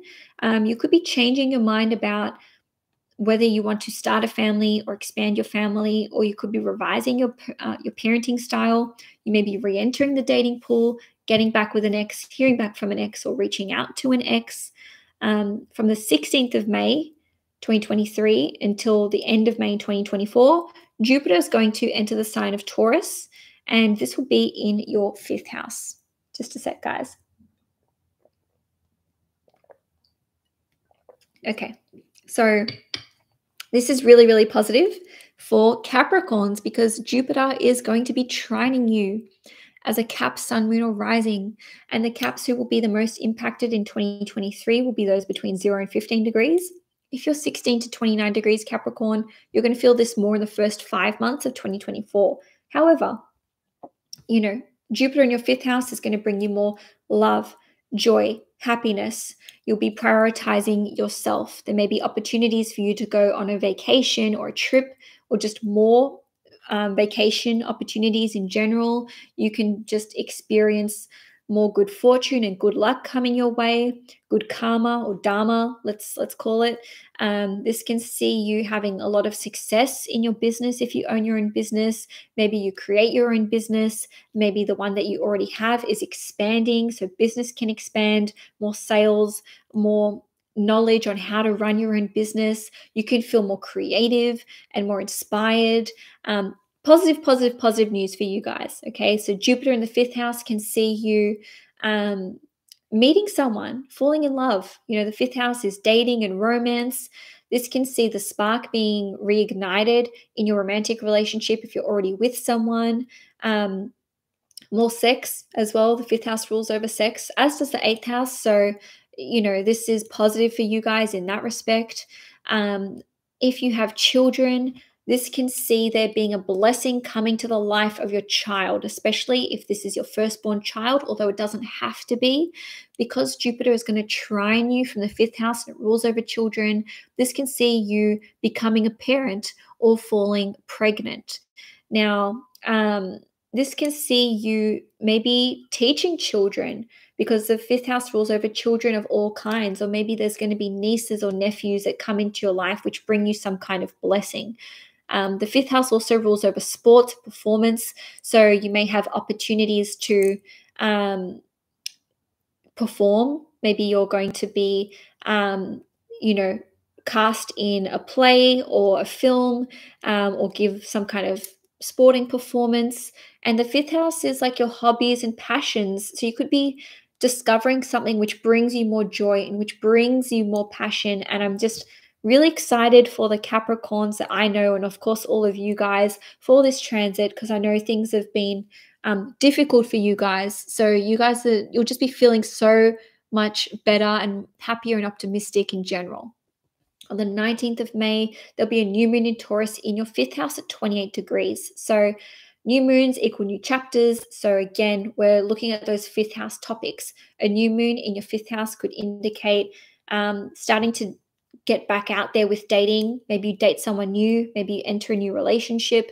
Maybe you start trying to have a child or expand your family. Again, you could fall pregnant with a new moon, especially if you're a Capricorn around 28 degrees, plus or minus 3 to 5 degrees. You may start a new business. You may start a new hobby or a passion. There's just a new positive chapter and beginning that's starting for you Capricorns. Now, on 20th of May, Mars is going to enter the sign of Leo, which means it's going to be transiting your 8th house for 7 weeks until the 10th of July. So with Mars being in your 8th house, you'll be putting your energy and attention and focus into 8th house matters. So this can see you doing some deep research, maybe some investigative work. You may be focusing on starting up a joint business bank account with another person, or a business venture. This can see you sharing your resources with another person. So maybe you are financially contributing to someone else, or contributing resources that you do have to another person. This can see a new sexual relationship starting, because the 8th house is the other house that rules over sex, and Mars itself is associated with sex. This can see you working in a very strategic way towards healing something with yourself. So maybe you're cutting a plan with your psychologist or psychiatrist. You could be learning a lot about astrology or tarot or something occult or esoteric in nature. And with Mars in the 8th house, you could be drawing up a will, or you could be investigating signing up for life insurance or some kind of insurance policy. Now, that's about it actually for you guys, for Capricorn, Sun, Moon, or Risings. So if you enjoyed this horoscope, please give it a thumbs up. And if you want to see more content on the channel, please hit the subscribe button. Okay, so I've got 2 signs left. Now we're going to have a look at Aquarius, Sun, Moon, or Risings. For you guys, this full moon eclipse is taking place in your 10th house, which means the eclipse is squaring you. And the 10th house is all about your public standing, public reputation, your vocation, your life purpose and career. So a full moon eclipse in the 10th house can indicate that you are leaving your job, maybe leaving the workforce altogether, taking a sabbatical, maybe resigning. You don't have to be. For others of you, you could be concluding some sort of position of leadership. So maybe your responsibilities with respect to managing other people or a big project are drawing to a close. You could be you could launch a new business or a new product or a service, and this could reach a large audience. For others of you, this may not be about work at all. This could be that you are making a breakup that you've gone through public, or you could be entering a relationship, because full moon eclipses on one level can be about something coming to a close. Again, that could obviously be a relationship, or it could be a culmination point where it's like, hey, I'm announcing this to the world. This is something that has been under wraps, and now I'm, presenting it. So the 10th house can indicate, eclipses which activate the 10th house can indicate a very definitive change in your status. So for some of you, you could actually become a parent with this eclipse, or you could be announcing that you are going to become a parent, or that you're pregnant. Maybe you're becoming a grandparent, and maybe you guys are putting something out on the table in a very authentic and sincere way, where it's like, hey, this is who I am, this is what I'm doing. And this could be a little bit taboo in nature because it's Scorpio, or it could be spiritual or esoteric in nature. In any case, this can see you basically removing yourself from something that's no longer in alignment with you. And maybe this is becoming public in some way, where you're really taking a stand for what you believe in, and who you want to be known as, especially in a public sense. Now, from the 21st of May through till the 14th of May, Mercury will be retrograde in your 4th house from 15 degrees to 5 degrees. So this is squaring you. This can see you rethinking your living circumstances. You may be moving back in with someone. Someone may be moving out. You may just be thinking about what you want to be doing with property. You could be reuniting with family. You could be revising your parenting style. You could be learning about your ancestry or your lineage. In any case, Mercury retrogrades in the 4th house can see us really thinking about family and our living circumstances, and making changes in those departments, or preparing to make changes in that department. From the 16th of May in 2023 through till the end of May in 2024, Jupiter will be in Taurus from 0 to 15 degrees in your 4th house. So wherever Jupiter goes, this is where you are learning something. This is where you are educating yourself or receiving an education. We can see expansion here.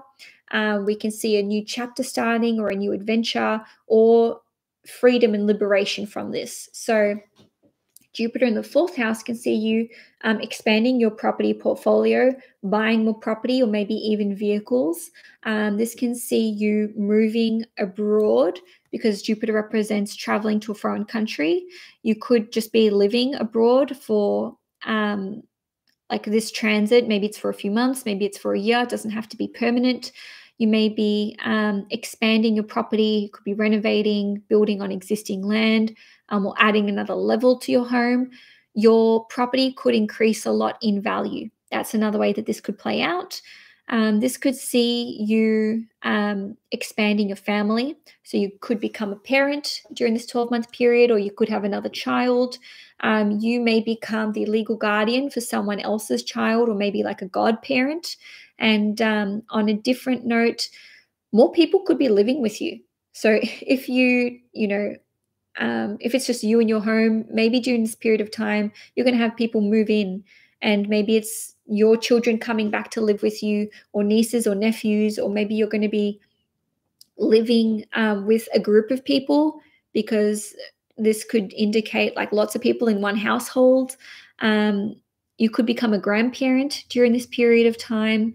And honestly, this indicates that there can be a blessing on your family and on their health, blessing on your children, maybe procuring your dream home or living somewhere where you've always wanted to live. So Jupiter will bring through some kind of blessing to you, or some sort of good luck or good fortune, but it may take the full 12 months for you to really like reap the rewards or the benefits of this transit. And like I said at the beginning, this can indicate freedom from that. So maybe you are escaping a living situation which is untenable or unpleasant. So this can help you to seek refuge somewhere else, or maybe someone is helping you out with your property and living circumstances. That's another way that that can play out.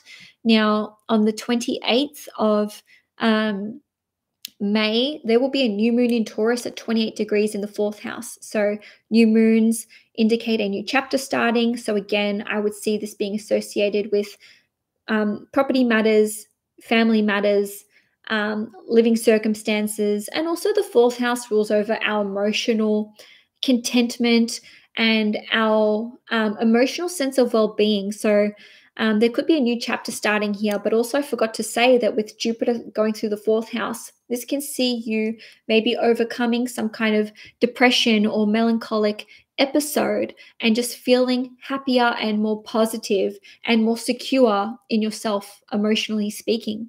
On the 20th of May, Mars is going to enter the sign of Leo in your 7th house, and it will be there for 7 weeks until the 10th of July. So Mars in the 7th house can see you going into business with another person, starting a new maybe business relationship or partnership, signing on a new client, entering into a new contract. Maybe this can see you engaging the consulting services of someone who can help you with your business, especially because Mars rules over your 10th house. Or maybe you are going into one-to-one tutoring, because Mars rules over the 3rd house, which is education, and the 7th house is like that one-to-one relationship. Worst case scenario is maybe going through a bit of a challenging time with your significant other, or maybe you are even going to break up with someone during this period of time. But just remember, Mars will go through your 7th house on average about once every 2-ish years. So it's really not anything to freak out about. For some of you, your significant other may just be more physically active. They may want to challenge themselves more, or they may just be going through a period of time where they're more goal-oriented. So now let's move on to Pisces, Sun, Moon, and Risings. Lucky last. So Pisces, on the 5th of May, there will be a full moon eclipse in Scorpio in your 9th house at 14 degrees.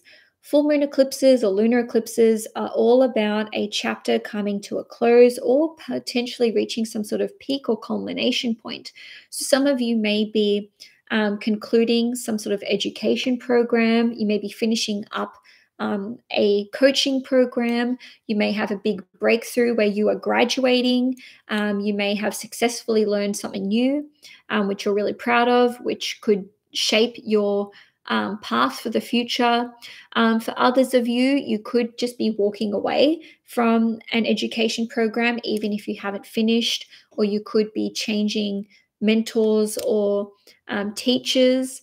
On a different note, the 9th house is ruling. The 9th house rules over travel, so your travel trip could be coming to a close, or there could be an opportunity for you to travel which comes up unexpectedly with the full moon eclipse, which may be exciting for you. The 9th house is associated with our belief systems, so a full moon eclipse in Scorpio could indicate that you are releasing negative or toxic belief systems or belief patterns, which are maybe negatively impacting you when it comes to your finances or your resources or your attitude towards money and income, especially because it's at 14 degrees, which is the Taurus degree, which is associated with finances and income. The ninth house rules over publications. So you may be releasing something which is being published and circulating to a wider audience. And also, the ninth house is associated with grandchildren, because this is the fifth house from your fifth house. So it's like your children's children. So you may become a grandparent during this period of time, or one of your grandchildren may be going through some sort of big change in their life. There could be a big chapter that's coming to a close for them. So ultimately, this eclipse is trining you. Okay, so there is something beneficial about the eclipse, which is allowing you to let go of something that no longer serves you, or to understand something from potentially a spiritual point of view or a higher perspective. And this can help you to make peace with certain situations in your life, especially if it's connected to your vision for the future.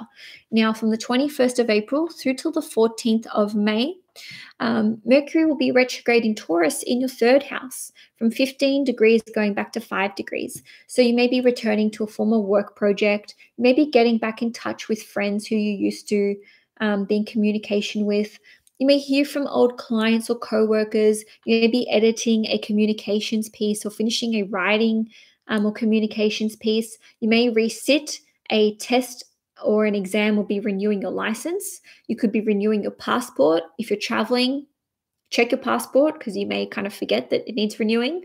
And you may need to repair or service one of your vehicles. And just know that meetings and deadlines can sort of shift, and you may miss them, or a meeting just may be pushed back. So just be mindful that you're checking any appointments that you have in your calendar. Now, for the exciting part, Jupiter is going to be changing signs, and Jupiter is your ruling planet. So whenever it changes signs, this represents you and what you were doing as Pisceans. So Jupiter is going to transit your third house. This can see you learning a lot in a short space or period of time. So Jupiter will be in Taurus in your third house from the 16th of May through till the end of May 2024. So it's a 12-month transit, and this only happens once every 12 years. So Jupiter rules over higher learning and education, and it's in the third house, which is also one of the houses associated with learning. So you could be taking lots of courses. You could become an educator or a trainer. So you may be the one who is teaching, especially if you are teaching online, or if you are teaching small groups of people and small teams. You may be taking up an apprenticeship, or you may be taking on apprentices. The third house is really about honing your practical skills, or let's say your talents, but in a practical way. So it's like developing your skill set. So maybe like learning to draw or learning a trade. Now, for others of you, you could be learning how to you could be learning about commerce and sales and marketing, and how to run a business, or start your own business.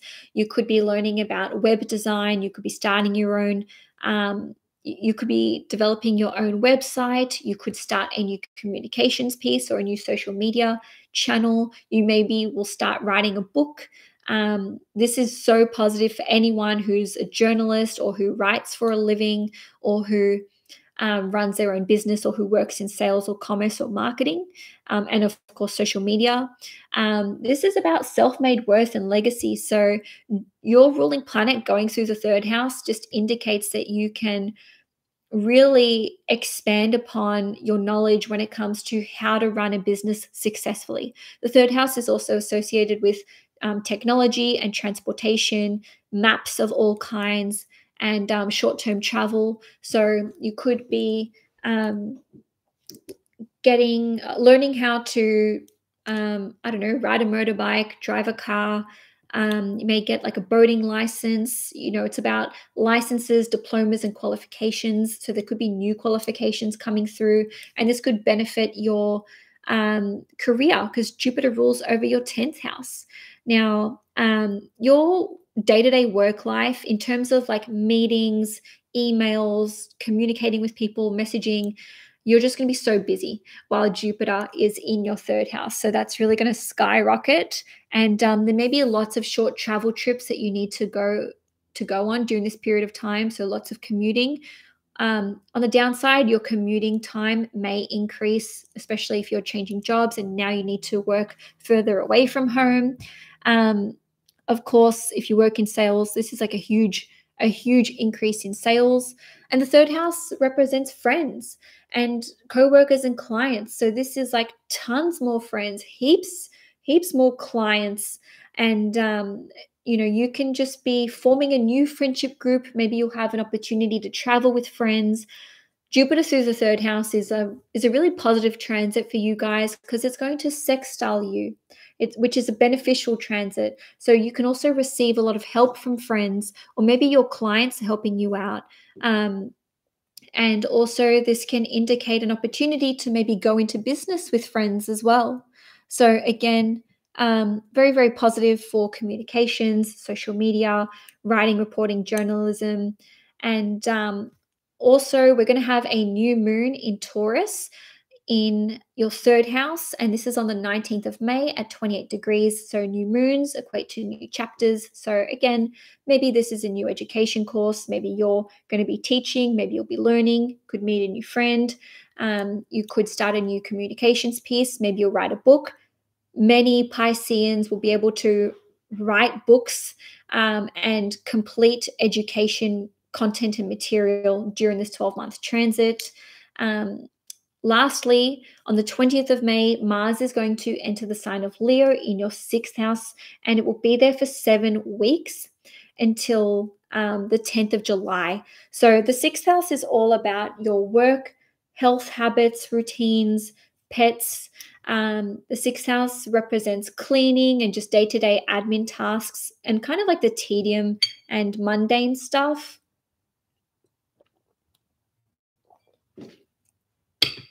So with Mars in your sixth house, you may be having a increase in your workload. You may have to stay back with work. You may be working overtime to complete new projects. There may be new challenges at work, or you may be setting new goals. This can see you seeking out new work. So maybe you're working on your resume, maybe you're applying for new jobs. This could see you maybe hiring people. You may be expanding your business, and you may be just going through the interview process. It could be either side, but especially if you own your own business, maybe you're going through that process of hiring more people. This can see you maybe doing some research into getting a new pet. So maybe you're speaking to pet shelters or breeders, whatever it is. The sixth house rules over pets. I would just say to be mindful of your pets during this period of time. So you may want to take them to the vet just for a routine checkup. But also this can see you being more proactive, especially if you have dogs. Maybe you're walking them more or just finding new ways to entertain them. Lastly, with the sixth house ruling over health, this can see you being more proactive about your health. So maybe you're working out more. Maybe you will be investigating some sort of new health treatment or health plan. And in any case, Mars in the sixth house can see you having a lot of energy to tackle tasks that you normally would want to avoid. And so, Pisces and everyone who watched this live stream, thank you so much for being here. If you enjoyed the video, please give it a thumbs up. If you want to see more content on the channel, please hit the subscribe button.